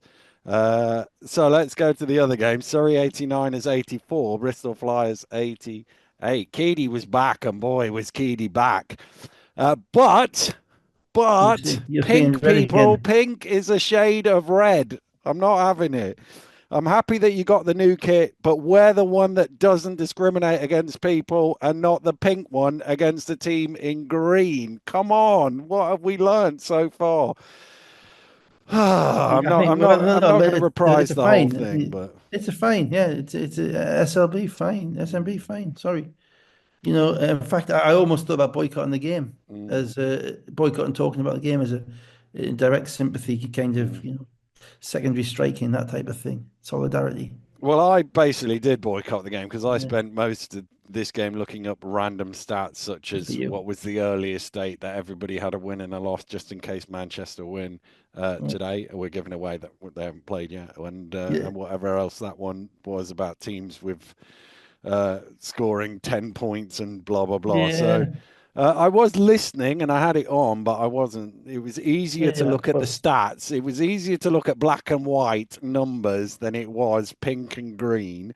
Uh, um, Usual fare, it sounded like to me. Sorry, leading early up 12 at one point, disappeared away. Flyers third quarter 13-2 run in the yeah, front. it is. I I was mean, I was almost not going to write anything down, and then that Delican block at the end, I started to write down the last couple of plays. yeah. Well, I mean, of interest, Bristol have signed new point guard. Obviously, yeah, Tennyson's gone. That was Mm. number three on the Yeah, forward. yeah, You yeah. know, I'm saying, generally, if it looks like you're doing it, quacks like you're someone's going to Mm, get fired. So yeah, so he's gone. So they've signed a point guard, Alan Louis, from who's Canadian. More Canadians in the league than ever mm, before. mm. Um, It used to uh, be uh, a bad thing, but Canada's yeah, pretty good now. In the yeah, that's 90s, right. going back to the Bob Donewald era, Yeah. signing Canadians was never Well, because they were all real a bit. men played hockey, didn't they? That was Yeah, that's right. Yes, it was a last minute thing. I mean, one of my first imports at Sunderland was a man called Gord Wood. Gord Wood. He played at Yes, Leicester as well, and 6'9", had the biggest. Doncaster, I think. Yeah, Yeah, Doncaster and Leicester, and he had the biggest. Not overly athletic, no, but he was a hell of a lumberjack. Put it that way. yeah, yeah, And the biggest knee pads in the history of the world from. yeah, yeah, And the kind of a bit of a mullet. yeah, Bit, yeah. kind of. Anyway, yeah. So I signed him. He's tough to judge in a point guard in his first game Mm, because they're all off the speed of the game in the league. And they're never always in great shape either, because they haven't played for a while. Looks like a setup guy more than a scorer guy. Certainly not a first step. He's not got a first step that I could see, but he looks like he's a smart kind of make good decisions, knock down shots when you're open type of guy, which is probably what they needed. Is probably kind of given up on the kind of kid he's going to run the whole team the whole time, mm, and then just when Katie's out, we've got Corey and nobody else. mm, I think that was realistic. I don't think you can. I think the games, particularly for Bristol with the European games and the semi-finals coming up, the games are so thick and fast that I don't think they can just run a situation where you've got basically Katie's one knee knack away from Corey being your only point guard. mm, That could jeopardize the whole year. Because even when Corey was the only point guard, Andreas was only able to play him like 15, 17 minutes a game. mm. So probably a smart move. Whether he's good enough, we'll find out. In relation to the game, this was Mervyn James really comfortable early, scored the ball really well. Just to know, there's a watch on Kendall Lewis as well, by the way, because he didn't start this game. He only played 10 minutes in this game. He got thoroughly outplayed in those minutes by James, and I think he may have had 2 points. And the problem with, I don't know if he's hurt, or I don't know I don't know if he was Tennyson's mate. Both of those things could be true. So it could be a mental hurt, it could be a psychological hurt, it could be a physical hurt. But he wasn't starting surprised me because he's a high level player, and he wasn't impactful in this game at all. So I'm waiting to see where that goes in the next couple of weeks. This next Forest to watch. Think of it like kind of, was it bird watch? What's what they call it? Spring Spring watch. watch. Spring watch. Yeah, okay, Forest. So it's kind of lose. That's the one thing that came out of the box score in this game. Ralph Thomas Edwards played great. He only played 15 minutes, but he played great. And he makes every play you want him to make. And Surrey was Surrey. They kind of dabbled around. They scored enough points to win, but they didn't get enough stops to win. And unfortunately, when Keedy scored 20 in the first half, right? Mm, Then the first play of the third quarter is him stepping behind the screen, and the guy not being up on the screen, and him just knocking down a three. You're thinking, well, hang on a minute, come on, what have you talked about in the locker room that wasn't Keedy Johnson, right? And how does he get an open three on the first possession of the third quarter? mm, Off, no movement, you know? So that type of thing, they're kind of, and it won't be because of the coaches, it'll be because of the players. mm, Because the player, that mental commitment to doing the right thing and doing what you have to do to win to shut somebody down, ultimately is the difference between winning and losing. And it was a difference in this game because ultimately when it came down to the last minute, and it always seemed to be a game that was going to come down to the last minute, um, the ball's in Katie's hands and mm. he made a ridiculous play. Yeah. So It would be amazing if he didn't have 28 points. yeah, yeah. I wasn't going to write anything down, as I say, but then Adelicum with the block in the last minute, I thought, oh, I'm going to have to here. Yeah, that was 47.9 seconds. James fouled 2 free throws, and then the play you were just talking about, 27.1. Keedy Johnson runs the clock, attacks, makes an incredible shot through contact, and somehow gets an and one to make it 83-85. 83. Was that not a 5 point game? Sorry, 83-88. Yeah. Um, Yeah, I mean, actually, I wasn't impressed with his. I wasn't that impressed with the decision making because for me it was a 2 for 1. You needed to go a bit earlier, Mm, because they had the ball for like 45 seconds, and often teams in the last quarter don't do what they would do in the second or the third quarter. mm, You know, because at this point you're up two. I'm thinking, well, if I miss, I want to make sure they don't get the last shot. mm. Now, players don't. The reality is, players don't think I'm going to miss, Yeah, yeah. so they don't think like that. But apart from the very highest levels, but if he'd gone a little bit earlier, then even if he misses, then they get another shot. In the end, he made that shot. But if he misses that shot and Surrey come down, they could be in the lead. But it was an unbelievable play. I mean, he had an unbelievable game. I mean, Surrey kind of set him up for it because they were in their drop coverage on the screen and roll, which means that in the first half he was able just to come off the screen, get to his 15-foot spot, rise up and shoot it, and he made 4 or 5 of them, and that gets him into a rhythm, and then gets him confident. But he's been missing a few games, so he's been sitting there watching his teammates Mm. play. And it's Yeah, always an exemplification of the kind of guy you've got if when they come back, they're ready to make an impact straight away. Because yeah, you always have people like me saying, "Oh, he hasn't played for a while. He needs to." yeah, yeah, yeah, There's other situations whereby the player has the force of personality of saying, "Oh, we ain't losing this game," yeah. and I've been out for too long, so I'm missing it. Timeout, advance the ball. Lawrence to the basket, gets fouled. He goes 1 for 2, 22.5 seconds, 84-88. They did steal the ball back, but then a charge was called against I forget who the James, defender was. moving James. Yeah. Yes, two My things. my sense of Interesting. it in real time, and I haven't watched it back, but Rob Hunt did send me a screenshot, and it looked like that as well to me. Was that his heel was up off the floor, and I'm pretty sure in the FIBA version of the no charge semicircle, it's contact with the circle. So if your heel is above the circle, you're not inside the circle, and therefore it's a Yeah, I good think call. that's right, and that was my impression as well. The only thing I wasn't sure about was his other foot. I thought the right foot was off the floor. You couldn't see the left foot. Mm, Well, the left foot was on the ground, but you couldn't see if it was just outside or inside. But that's the replay call. mm, Just tough. You don't complain. If coaches, fans don't complain, right to the league say, why can't we have a challenge? mm, It's a line call. It's not an opinion call. It happens very, very fast. You make a judgment there and then, and you go and check it on the video. mm, But there's no video because we can do it for EMBL games in the same gyms with the same players, but we can't do it for SLB games with the same technology. It's just mm, crackers. And so that's the complaint about that. What I thought was a little bit interesting was that last kind of two possessions of the game, Surrey went with the three guards with mm. Lawrence, Ray, and Gooden, which they haven't done much. He sat Steele down, which they haven't really done much at all. It's probably because it was an offensive lineup, but it would be interesting to see if they go with that anymore. I thought James just you know they were down three Mm, or down four. Sorry, they got a turnover. He just kind of base instinct charge at the rim, mm. out of control a little bit, probably overexcited at getting the steal. He'd been better to try and locate a shooter on the perimeter and make a pass, but you got to keep your head. Down four they were Um, at that stage. Down four, so if they really need a three, I think at that point anyway. Mm, Um, so I thought it was a good play by McCormack. He stood up mm, there and whether he was or he wasn't, as I say, blame the league. mm. James 22, Ray 21, Gooden 13 points and 7 assists, and Johnson 12 of 16 shooting, 32.7 rebounds. Walsh 13, Thomas Edwards 10 points and 6 rebounds. Walsh is fascinating, because Walsh's usage has gone massively down since he started playing, since he started. Mm, So suddenly, you look at the numbers, you'll see that Walsh is shooting the ball a lot more when he's coming off the bench mm, than when he's actually playing from the start. And that has to be his development.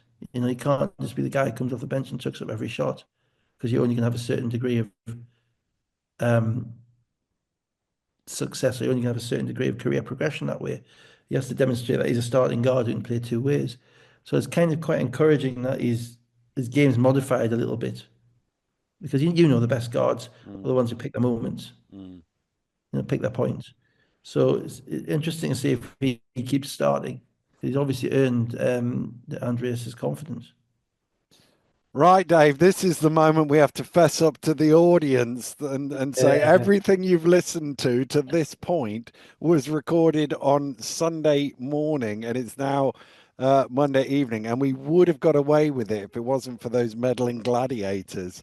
absolutely. So the bit earlier in this show where we're talking about the gladiators, at that point, we didn't know that they appointed a new head coach. That came out about 6 hours. And Dave said, we don't do rumors. We have facts now, Dave. Robbie Peers is the new coach of the Caledonia Gladiators. And for our younger listeners, and let's be honest, I think that's almost Very anybody young. under the age of 40 will not remember Robbie Peers. He was the coach of the Chester Jets, took over from Mike Burton, led them to the jet wash, the clean sweep of well, this north south, so it's not quite a clean sweep. They couldn't win the south, but 4 trophies in the one season. He went on to London, and but for a few games as a caretaker in 2017. He'd not been seen since in Brit. Well, I say not been seen since I saw him at Chester in Cheshire a couple of weeks ago, but not been on a sideline since. So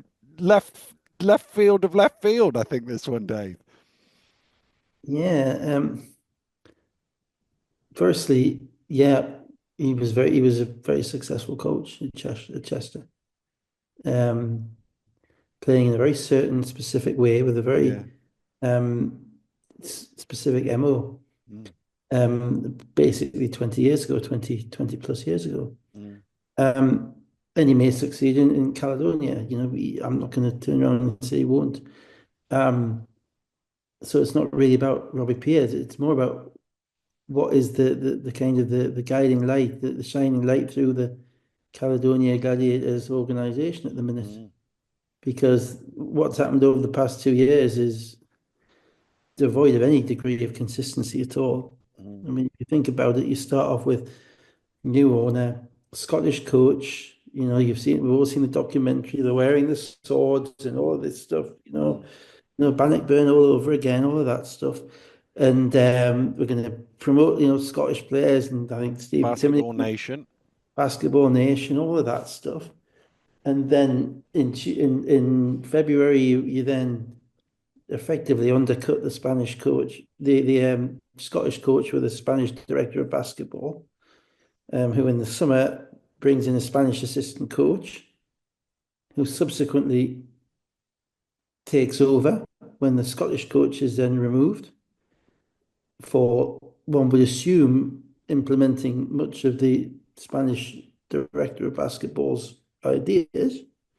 Certainly in relation to the way they've been playing. They've been playing 11 players. They've been playing very continental style. And then you appear to throw all of that out the window, because there's no right or wrong in all of this. You could be right, it could be wrong, whichever Yeah, way, yeah, yeah. Yeah, But, it's results. It's a results but if the orientated results, outcome. well, it is a results business until, well, if it's a results business, don't go saying, oh, we're going to play all these young guys. We're going to play, Mm, Timmy Fag Benley out of position that he hasn't played in college. We're going to develop him over a period of time. It doesn't work like that. mm, So so you've got that thread through your whole organization. We now know that Luis Riera is going back to Spain. We don't know about Ortega, if he's staying or going. And the reason this is so demonstrably unusual is what I was alluding to in relation to Robbie Peers' time at Cheshire. mm. Um, the jet wash was basically six players, 5.5. five and a half. Yeah, yeah. Dave Gardner was just filling in minutes, wasn't he? Okay, Yeah, and five and a half, six players, right? And you had a point guard, John Thomas, who yeah, was standing, and little guy from New York, 5'7", and you had four 6'6" guys, yeah, 6'7", 6'8" athletes, all could do it all. yeah, And he played a lot of zone, yeah, and they managed their bodies and they managed their game, and they won the games that mattered, and they were as successful as you could be. And none of that is not anywhere near what Caledonia has been preaching for the last 2 years since they changed their ownership. yeah, They've been preaching the exact opposite. They've been, like I say, basketball nation, all that stuff. Now you've got a guy who I think would probably accept, Robbie, that his success was built off his recruiting. yeah, yeah, yeah, yeah. And he's Yeah, heck not of unbelievably talented five. unbelievably talented recruiter. And he didn't just recruit that team, he recruited some other Yeah, teams as well. yeah, He yeah, yeah, recruited players and dealt with them in a relatively brutal way. Because when they were short of players, or when one of those guys was down, he would run a system whereby he'd have a bench player from Cheshire and they'd come on for 30 seconds. mm, And then one guy go for 30 mm, seconds, and the next guy go for 30 seconds, next guy go for 30 seconds, next guy go for 30 seconds, and then the bench player from Cheshire would come off having played 2 minutes and not touch the ball. yeah, yeah, yeah, It was ruthlessly pragmatic basketball, yeah, yeah. right? And again, no problem with Very ruthlessly, effective. very effective. But that's 22 years ago, Mm, right? And that's not anything like what's being preached by Caledonia. And it's not what's going to work with the roster that they've got. no. So basically it appears that it's like okay, we've literally turned the tables on everything. We've up basically upturned the apple cart entirely. We're pouring all the apples not just in the garden, but on the railway tracks, set Mm, fire to them, whatever. And we're going to go down an entirely different, utterly ruthlessly pragmatic pathway, mm, which I can live with, but I find very difficult in the middle of a season. mm, I find it really difficult because what's going to happen? Are they going to cut half the team, pay up their contracts, sign another set of, mm. sign 5 quad-year greens? Because I mean, as you say, I remember the first interview was it with Hoopsfix where it was sort of like we're not going to change people midway through the season, and broadly speaking, they've been reasonably close to that. But as you say, maybe Robbie is a completely different person to the coach that we saw before. But I can't see the team that they have now being a Robbie Peers team.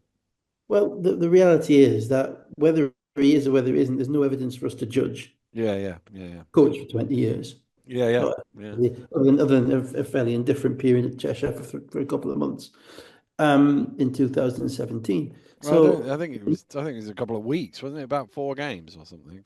was it? I'm not sure. I Yeah. know. Well, whatever. So I saw a tweet today. Someone saying that he was 7-12. Was that not right? That might be wrong. I happen to you waffle on because I happen to have my spreadsheet open, so I can Well, find out. but so you've got a guy who basically has no recent track record, and now been dropped into a different environment with a different bunch of players. And one can only assume that there's going to be some personnel turnover. There has to be. One can only assume that the owner is effectively bankrolling that. But the world has also changed. In 2002, not everybody could shoot. Yeah, You could play a lot more zone in 2002 yeah, because the game was, hadn't been Steph Curryized, if I can use the yeah, phrase, yeah, yeah. or Porzingis, with 7'3" guys shooting threes. So just camping people out in the zone ain't going to work anymore. Um, so the technical, tactical stuff, it's a long time to be out to do that, to be come back into it in the middle of a season. So, I can only assume it's about recruitment. I can only assume, they've gone and I think there's a new chief executive there as well. And so I can only assume they've gone to him and basically laid out what plans they've got and what players they can bring in, and how they're going to change things. But it's organizational incoherence to the nth degree. Just not right. You found it yet? Yeah, so Colin O'Reilly was the coach, and I've got listed down that James Bryce did a game, Mike Burton did a couple of games, and then Robbie did 6 games, Six games. and then Ben Thomas seems to have So, taken over at that point. right. And this so, this so, so was yeah, so January, February 2017. so 6 games in 22 years, or 6 games in 20 years. That's one game every 3 years. Mm, Yeah, it's just befuddling, really. It's befuddling that you dump Gareth, and then you dump the Spanish guys, and then you bring somebody in who is so different to the other two. mm, Almost like you're kind of cycling through the possible solutions, mm. all a bit knee jerk. But it doesn't mean it won't work. It doesn't, No. guys won before, so I'm not Yeah, going. yeah, You yeah, can't yeah, do it, or you can't do this. I'm going to say it's very deliver. It's an organizational roll of the dice. I think we did say they were going to do it. Something yeah, was going to change. I yeah. didn't think I was quite expecting that kind of turbulence, but there you No. go. Good luck to Atiba trying to scout that team this week. Let's go to the games that were played on Sunday. We'll start with what was Atiba Line's 300th league victory in his coaching career. Manchester Basketball 70, Sheffield Sharks 80, only the fourth-ish coach to have got to 300. Rob Paternostro, Fab Flanoy, Paul James, and probably Kevin Cadle, but I don't have the One records for counts. the NBL and the Scottish League to count how many league games he had before 1987. But I'm pretty sure it was more than 25. Yeah. Let's. I've skimmed through this game, so you'll have to forgive me if something amazing happened in the down times No, it really of this didn't. game. But I've It got really didn't. one of the bits I did see Chapman back-to-back threes in a 10-0 run to lead 17 6. And the thing that caught my eye was they were miles off him for both of them. And the second one, I can sort of go, oh, it's good ball movement by Sheffield. But the first one, he's standing there dribbling it. And I can't remember if it was Kale or Mitchell, but whoever the defender was like 6 feet off him. And he went, all right, I'll shoot 3 then. Um, yeah, I mean, Manchester are just a really tough watch at the moment. I mean, they're actually losing Moore hasn't in the two games has actually impacted their kind of the buoyancy on the court. Mm. And it hasn't given them kind of what I thought it might give them would be a little bit more kind of togetherness. It just hasn't come. Um, a really tough watch because, as you say, I mean, the first time Newcastle played Sheffield down there, I think Jordan Spencer was, by the looks of it, instructed to give Chapman a 3-point shot, see if he could shoot basically, because it was one of his first 2 or 3 games. Mm. And he made 2 in a row and started running down the court park, and it's Stootle basically, you got to guard me, you got to guard me. Okay, we'll guard you now. You proved it. That's the way it works. But now it's December. Mm. And it's like you got to know that this guy Chapman ran this game. Mm. When he was on the court, he just absolutely ran this game because he had the ability to knock down the shot if they went under the screens. He had the ability to penetrate and finish, and because Sheffield's spacing, particularly with Rotino shooting the ball so well, is so pristine, he was able to when he had to pass the ball, he was able to get the ball out to shooters. Then they would throw the extra pass because they got guys on the perimeter who are basically read and react, catch and shoot guys or catch and drive guys. So that's Rotino and Groves in particular, and Nixon, and Clay is holding down the middle pretty well, to be fair, Now, against Manchester got a bunch of talented shot makers, but not on a consistent, but their degree of difficulty. I'm really trying, I know that it is in the NBA, they do all the technical stuff, but I'm thinking there must be some money to be made on expected basket percentage here. We have expected goals, Yeah. shot percentage, Yeah. shot difficulty, all of that stuff. I'm sure it's all, Synergy have a shot quality yeah, stat, but yeah, they've hidden it away behind a pay bit, so exactly. So I can't see. Yeah, they're probably making all the money already. yeah. But Manchester's shot quality is just so far behind Sheffield's shot quality in this game. And despite the fact that Manchester have a bunch of talented shot makers, um, their unwillingness to commit to defending the 3-point line is always the giveaway. Mm. It's always the giveaway with a team that's absolutely together and committed to winning to a team that's kind of not sure of itself.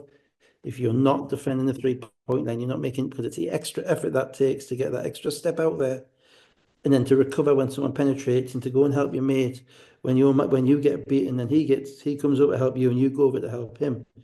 If you're not willing to do that, and they didn't in this game, they broke it open in the third quarter where Sheffield Yeah. at 7 So threes. so KO hit a 3 to end the first quarter and 2 to start the second 9-0 run to cut it to 2, and it did go to 9, but it was still only 2 at half time. But mid third quarter from 43-44, Sheffield outscored them 22-4 in the last 8 minutes of the quarter, and that was the game. That was the game, and they made a ton of threes. Rod Mm. Glasgow made some threes. Jeffries made a couple, or at least one. And Nixon made one, and they're rhythm shots. Mm. And you have to take something away. And with Sheffield, because their spacing is good, you wouldn't say that outside of Chapman, the guys are tremendous finishers at the rim. Mm. They get sneaky ones, and Groves gets his little fadeaways, and Rotino might get a sneaky one, but you'd much prefer that they were beating you inside shooting contested twos Mm. than they were just standing on the perimeter shooting catch and shoot threes. Mm. Rotino's like 55% or something on the commentary. I haven't checked the number, but if the commentator's right, 55%. And Groves shot 47% in college, Mm. and Nixon obviously was, I think, 44%. So you just can't let that happen. And I just didn't think they committed to it. Mm. I worry for them. I really do, because I'm not sure you have to have that mindset of, Ali has disappeared. He's played like 10 minutes over one. He's not got any role on that team at all. Mm. Pesh is holding down the middle admirably. But the rest of them, I don't see the togetherness and the pride that they need for a team that's bottom of the table. And they might win the odd game at home on the basis of their talent. But it needs a lot more than that because the problem is there's only 9 teams, there's only 8 other Mm. teams. Yeah, yeah. If you look around the poker table, at the moment they are the team Yeah. that everybody else is looking at thinking your blood's in the water. Yeah, yeah, yeah, I mean, Caledonia to a certain degree, but we've seen what Caledonia have done. yeah. So I worry for them. Sheffield, I thought were very competent. Mm. It was a 10-point game at the end, but in reality, it was a 20-point game. Manchester made 6 threes in the last 5 minutes, made it look vaguely close, but from what I Yeah, Nick saw, it Lewis pulled wasn't. up, made a couple of Yeah, threes. yeah, Yeah, that's the fakest of fake comebacks. yeah. Yeah. Yeah. But I thought Sheffield looked like they're gelling really quite well. Mm, Their rotations with Clay coming in, they kind of fit a bit better because Clay's not ball dominant mm, in the middle. He doesn't seem to have like the Mitchell who they signed earlier on. He wanted the basketball. He knew he was good. mm, You're gonna have to give him the ball. Clay's not quite like that. Clay defends the perimeter. Clay does the dirty stuff. He finishes around the rim.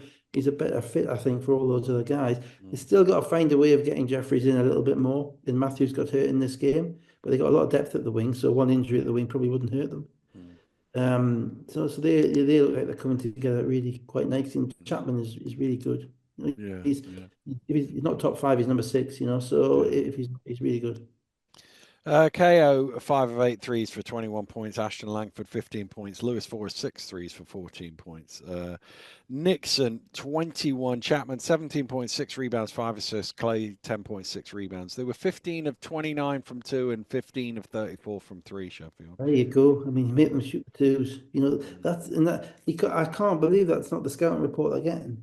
mm, But it comes down to the players' will to be willing to do it. mm, mm, And it's all we're in that part of the season now whereby teams are beginning to know each other. mm, So the little things, um, and particularly defending the 3-point line and defending the scouting report, mm. are going to make a massive difference this season.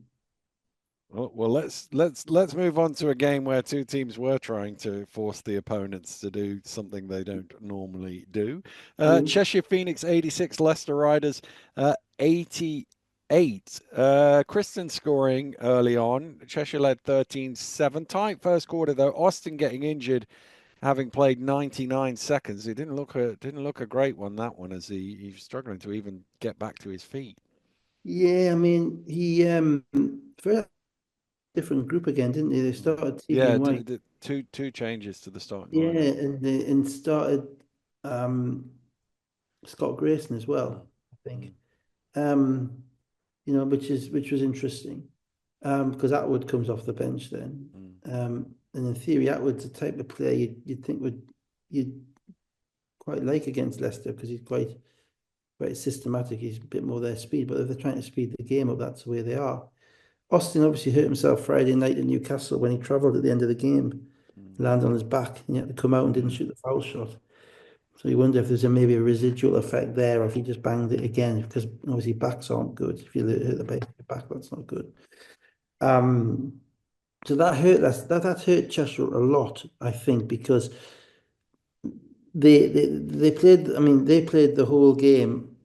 I mean, this was a 2-point game. It should have been a 10-point game by mm, Leicester. Leicester, from my perspective, Leicester controlled the basketball game, mm, and they controlled the tempo of the game. And primarily, you guys gave the MVP to the wrong person. The MVP was Thompson. mm, Thompson was the MVP by a mile because he changed everything about Cheshire. Because Cheshire have been looking to get threes.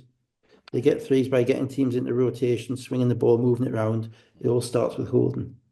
How do you defend Holden when someone sets a screen for him? Ordinarily, you switch. Well, if you switch, virtually every team this season that Cameron Holden's seen, and you switched on him, he's going to the rim, he's getting fouled. mm, Or he's backing somebody down, he's getting a rebound, he's putting it in. He's scoring the ball like he did in Newcastle. Right? Leicester could switch on. Thompson switched on to Holden, and he could guard him. mm, Because with Colin, you don't have to be that close to him. You can be a little bit further off. And Thompson moves his feet so well and takes so much space up that suddenly Holden tried a couple of times. He didn't get foul calls. So then they've got to look at so that means that immediately Cheshire have to change. Skylar's not getting any threes. Why? Because they're switching on the screens. So he's always got a man next to him.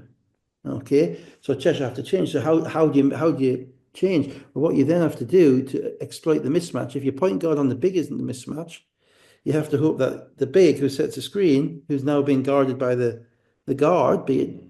Johnson most of the time, occasionally Jack Jackson, that the big can take the guard down low and get the ball in the post.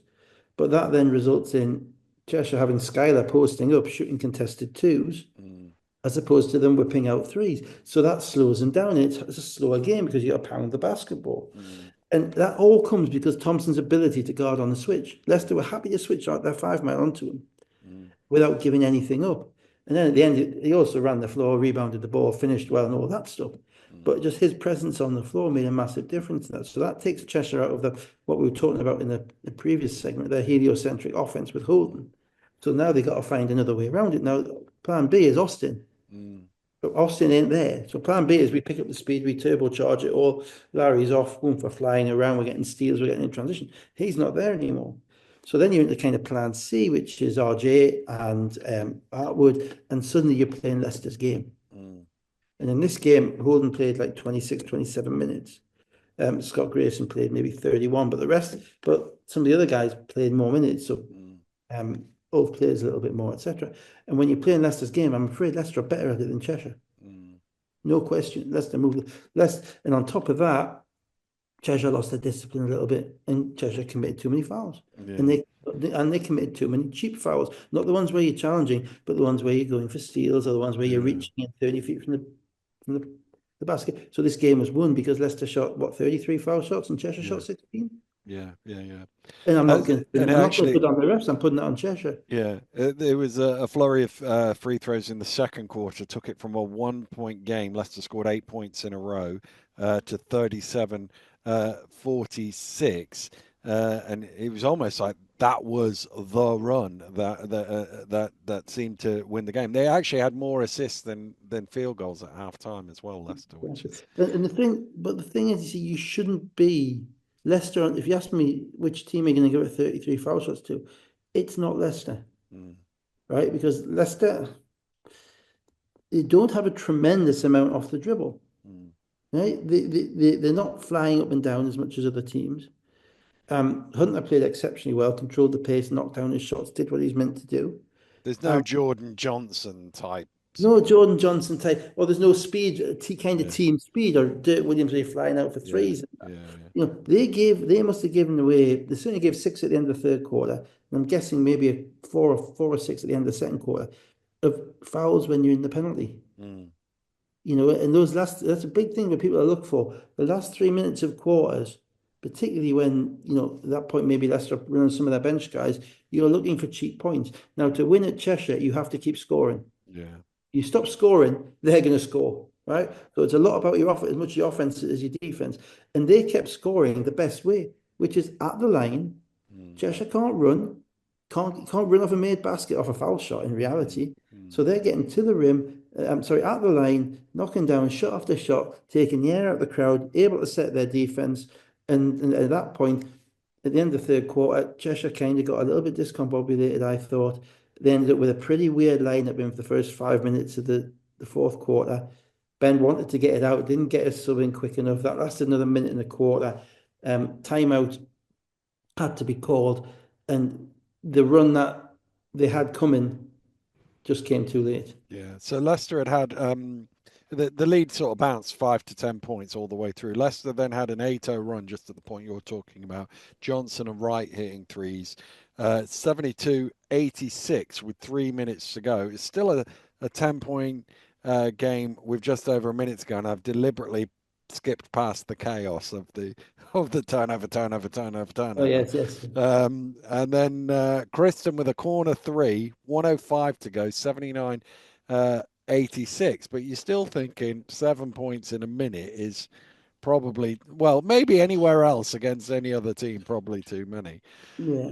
But But Leicester have done it to teams before, to be fair. hey, Leicester have done it to other teams yeah, before, not yeah, here. true, true, yeah, but yeah, Bernardini's had a few of those late game shots, hasn't he? Yeah. So let's go through the last few Henry's well. plays.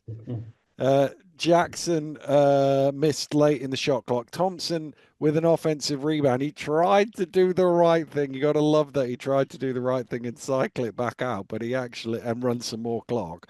But he Yeah. actually turned it over. So in reality, maybe go back up and put it in.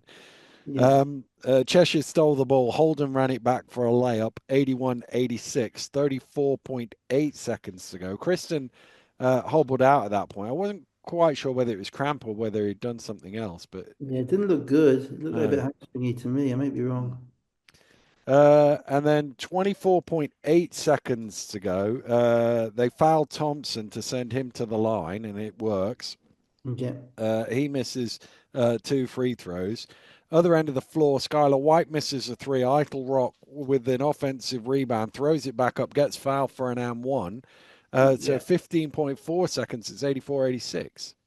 Yeah. Yeah. Just you got to knock down your foul shots Mm, at the mm, end, and that's the downside. We've talked with Hadjibegovic mm, about him being on the court at the end. That's a downside with having the big guy on the court at the end as well. You're asking him to be out of his comfort zone, knocking down a big, 6'8" rookie in a difficult environment, knocking down foul shots. mm, They can score every time down, Cheshire, mm, and they got one in transition, and they got one kind of offensive rebound bounce, mm. a kind of a lucky shot, a hell of a play by Rock, and suddenly you're right at a 2 point game. Timeout advanced the ball. Jackson is immediately fouled. He goes 1 for 2 from the free Well, if throw you line. notice, Thompson wasn't in the game He when wasn't in the game. they No, took him no, out of the game yeah, because of the yeah, foul shot yeah, situation. yeah. And yeah, Jackson. I have a memory that there was one season where Jackson couldn't make a foul shot. Yeah, Maybe, in the beginning, in the beginning yeah, of that first year he played for Leicester, he was like a 60% free throw yeah. shooter. I mean, I'll Google it, but I think it Yeah. might be But even less but than that. but when he came back, it was like a different guy. Yeah, right. Okay. Yeah, yeah. Because he used to make everything else, but you think we put him on the line, you go, well, how Mm, come? Yeah, but he made one. But yeah, I don't think he'd be knocked down, but he'd certainly be happy if you're on the line. But as you say, he only made one. So timeout. Sorry, 6.4 seconds. The ball was live because he missed the second one. Yeah, 6.4 seconds to go. Hunter uses the foul that Leicester had to give, and Ben did the two timeouts again, which again almost came back to bite backfired. them. Yeah. Uh, 2.6 seconds to go. Johnson. Yeah, but I'll tell you something though. I wasn't really a fan of the foul to give. I think, I think the advantage you get from setting your defense is what you lose from allowing them to set something up. Yeah, yeah, yeah, yeah, You know what I mean? There's too many things that can go wrong. It could be on sports night. It could be that, I'd like, I can see it at the end, at the end of the third quarter, they're not going to call a timeout. So that's why people do it. yeah. Set your defense up. But when you've got the chance to set something up 5 seconds, maybe not a fan of it. I just wonder if it was because it was Skylar White that had the ball. Might have been, but yeah, maybe. But then there's a risk that he might go into his motion and you might foul Yeah, him on it. yeah. Anyway, it's just a thought. I mean, I know it's crept in. It is more commonplace now. Mm. I think there's an argument. There's a question in the fourth quarter whether that's something that you do, but unless it's a deliberate plan to put them on the line for two shots, Yeah, yeah, that's yeah. different. Maybe he thought he was doing that. If he thought he was doing that, then I get it. I don't think he did. It didn't look like No, he did to me, but it maybe was. I don't know. okay. So 2.6 seconds to go. Johnson challenges Scott Grayson. Foul called. Leicester were convinced it wasn't. In real time, I didn't think it was. I'm not sure. I couldn't really tell on the Well, it replay. was. I You thought, thought it well, what was? happened? Yeah. Yeah, I could. What happened was Rock had the basketball. Johnson made a dumb play because he helped off the corner. Well, He helped. my thing about it was Rock had actually gone inside the 3 point line. So Yeah. at that point, you just stopped defending him. Yeah, well, Johnson had stepped off his man. He don't Mm, step off them, but one guy's one pass away in the corner. So he recovered. Now, I think when he recovered, he got up there, he got the basketball mm, initially. But if you look at his follow through is straight through both arms of the shooter. And I don't think you can let that go. I thought that was a good call. I mean, Leicester might not have, but from what I saw, you can stop the take. You can actually stop it where you can see his arm right, basically knocking into the back arm of the shooter on the follow through. So I don't think there was. I don't. It. I'm sure Ian McDonald will tell us I'm right when next time I'm he sure sees he it. will. Yeah. But It's the I'm opposite not. corner, and I'm on the other end of the I plate. thought It it was was a bad lovely. play by Johnson to put himself in Yeah. that position. He I stays. thought it was, to be honest with you, as soon as Rock got the ball and went inside the 3 point line, I was thinking, what is he doing? Yeah, It's one of those going back to the old Chester Jets days. I remember a game Chester against I don't know if it was Worthing or Brighton at that time. I think it was probably Worthing. where Dave Gardner just allowed somebody a free lane to the basket on the buzzer of a game because it was a trophy game or it was an aggregate game. I think it was a trophy game, and as long as they won by 6, they were okay, and they were up 8. Okay. Yeah, And well, you've got to know time and yeah, score, but fundamental, if you're defending the 3 point line, you don't need two guys to defend a 3 point shooter. mm, You don't. You don't need the help on that. mm, You need to stay next to your man. You're not defending the he's right or rock isn't a threat to go past because that's not a risk. The only risk to them is that they get up a catch and shoot three. So he had a brain fade, mm, and he got back to try to make the play, but he put himself in the position whereby he could get called for a foul. And yeah. it's a follow through. It's not the first bit. It's a follow through. I think that had been on the ground. If it had been a follow through into his landing space, it would be a foul. If he hits him on the arm on the follow through, I think it's a foul.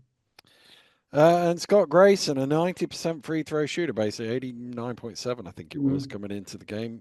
Goes 2 for 3, misses the last one. This is the last one. It's tough. You got to Thompson make them. rebound and is fouled, and they said there was point 0.8 seconds left. So actually, Thompson went to the free throw line. That's where you might have wanted that other timeout to advance the ball Yeah, game. absolutely. And the 0.8 was actually spot on because I went back on the clock. Mm, But I'll give him credit. Without replay to get that, I give the rest a lot of credit for that. mm, As you go back and you look at when the foul's committed, it's spot on. I was saying 0.8 before that.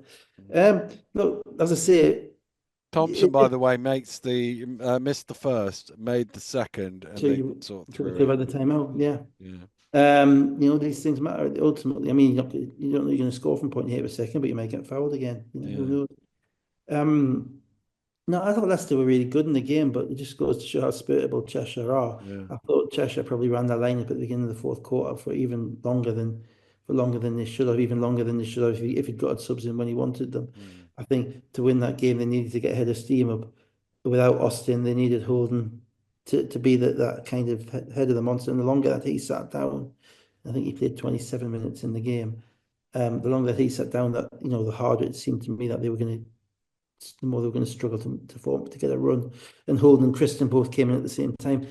And they're two guys who are, very different, but they're both in their own way quite deadly mm, when they get going. So yeah, no, excellent weekend for Leicester. mm, They look really solid in what they do. I like Johnson at the start. I like Wright coming off the bench. I'll see how that works.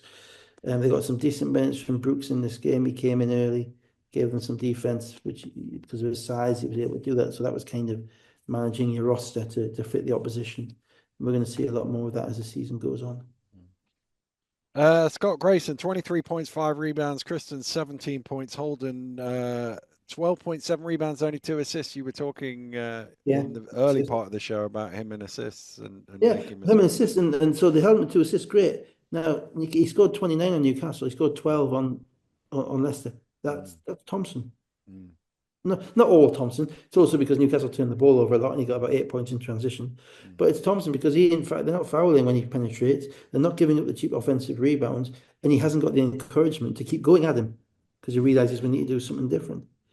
And if they're running such a heliocentric offense through him, and everything else slows down, then if you can slow him down the way that they did, Cheshire are going to have to game plan for that next time. Maybe move Holden off the ball a little bit. Maybe make sure it's not Skylar who sets the pick. Maybe they put somebody else in to set the pick to keep the big guy out of the way. But of course, the danger is that if you put the big guy on a wing, and the big guy can fill the middle, so the wings then have to make the 3 point shots if they're open. It's going to be a game. There's going to be some chess games going on. I quite liked it. I thought this was a bit of a chess game as well, Cam. yeah, I really enjoyed it. 6 of 18 for 3 as well, Cheshire. The funny thing was, I said to Siobhan afterwards, everything I told you on the way up here didn't happen because Yeah. they were taking stuff away, and that was Took it. it away, yeah. Yeah, It's how you defend the other team in yeah, 18-3. So they took all those threes away. yeah, yeah. No, it's not a matter I of think they six of them. averaged 28, so that's 10 Yeah, less they threes took them than. away. Yeah. And they did that because they could defend the screen and roll by switching it, by putting Thompson in the middle. Mm, mm. I did lobby for Thompson, to be fair. Did you, to be right honest? Siobhan was blinded by all those assists. Yeah, exactly. I mean, yeah, the big guys don't get much, you know what, the big guys don't get much rep, but the reality is the ability to fill the middle and switch on a screen and roll onto a Mm, point guard in this league, if you can do that, mm. you're a hell of a valuable commodity. Yeah, yeah. Abercrombie, 16.6 rebounds. Thompson, 14 points, 13 rebounds, 4 blocks. Hunter, 12 assists, 14 points, and they were 25 of 33 from the 3-point line, which, bearing in mind, they missed three, was it, in the last 5 seconds or something? Yeah. So, Oh yeah, they were quite relentless at times, yeah, quite yeah, monotonous. yeah. Yeah, really good. No, four, wasn't it? Because they went 0 for 2, 1 for 2, 0 for 2. So, Yeah, yeah, one for two. five, Yeah. five. That's No, I meant pretty one for good. two last two. So the table, London Lions, who were 5-0 going into the international week, lose to two teams who were combined 1-6 going into the international week. It's crazy. Newcastle Eagles 4-1, Sheffield Sharks 4-2, Leicester 3-2, Bristol 2-2, Cheshire and Surrey 2-3, Caledonia on the board 1-4, and Manchester 0-4. If Manchester had won yesterday, by the way, that would have been the tied the record that the BBL ever had for fastest everybody to win and everybody to lose, but it didn't happen. Well, it's yeah, yeah, it's going to be a dogfight, isn't it? It is. So, Dave's got to rush off. So, we're going to wrap this up very quickly now. And we've got trophy semi finals next week. And we've got Robbie Peers back. I know. It's Yeah, I going to mean, be, there's going to be a well, lot I to just get hope through. everybody in Caledonia ends up. Well, I hope they start selling black polo net jumpers. Yeah, yeah, yeah, yeah. That's all I And say. James Hamilton. We didn't even mention James Yeah, Hamilton. James Hamilton, yes, lots of things. James Hamilton, 6'8", 6'9", shooter, very, very talented player. Mm, So, yeah, better aged a little bit because of the knees at Northgate. So his last yeah, couple, he probably wasn't what he was.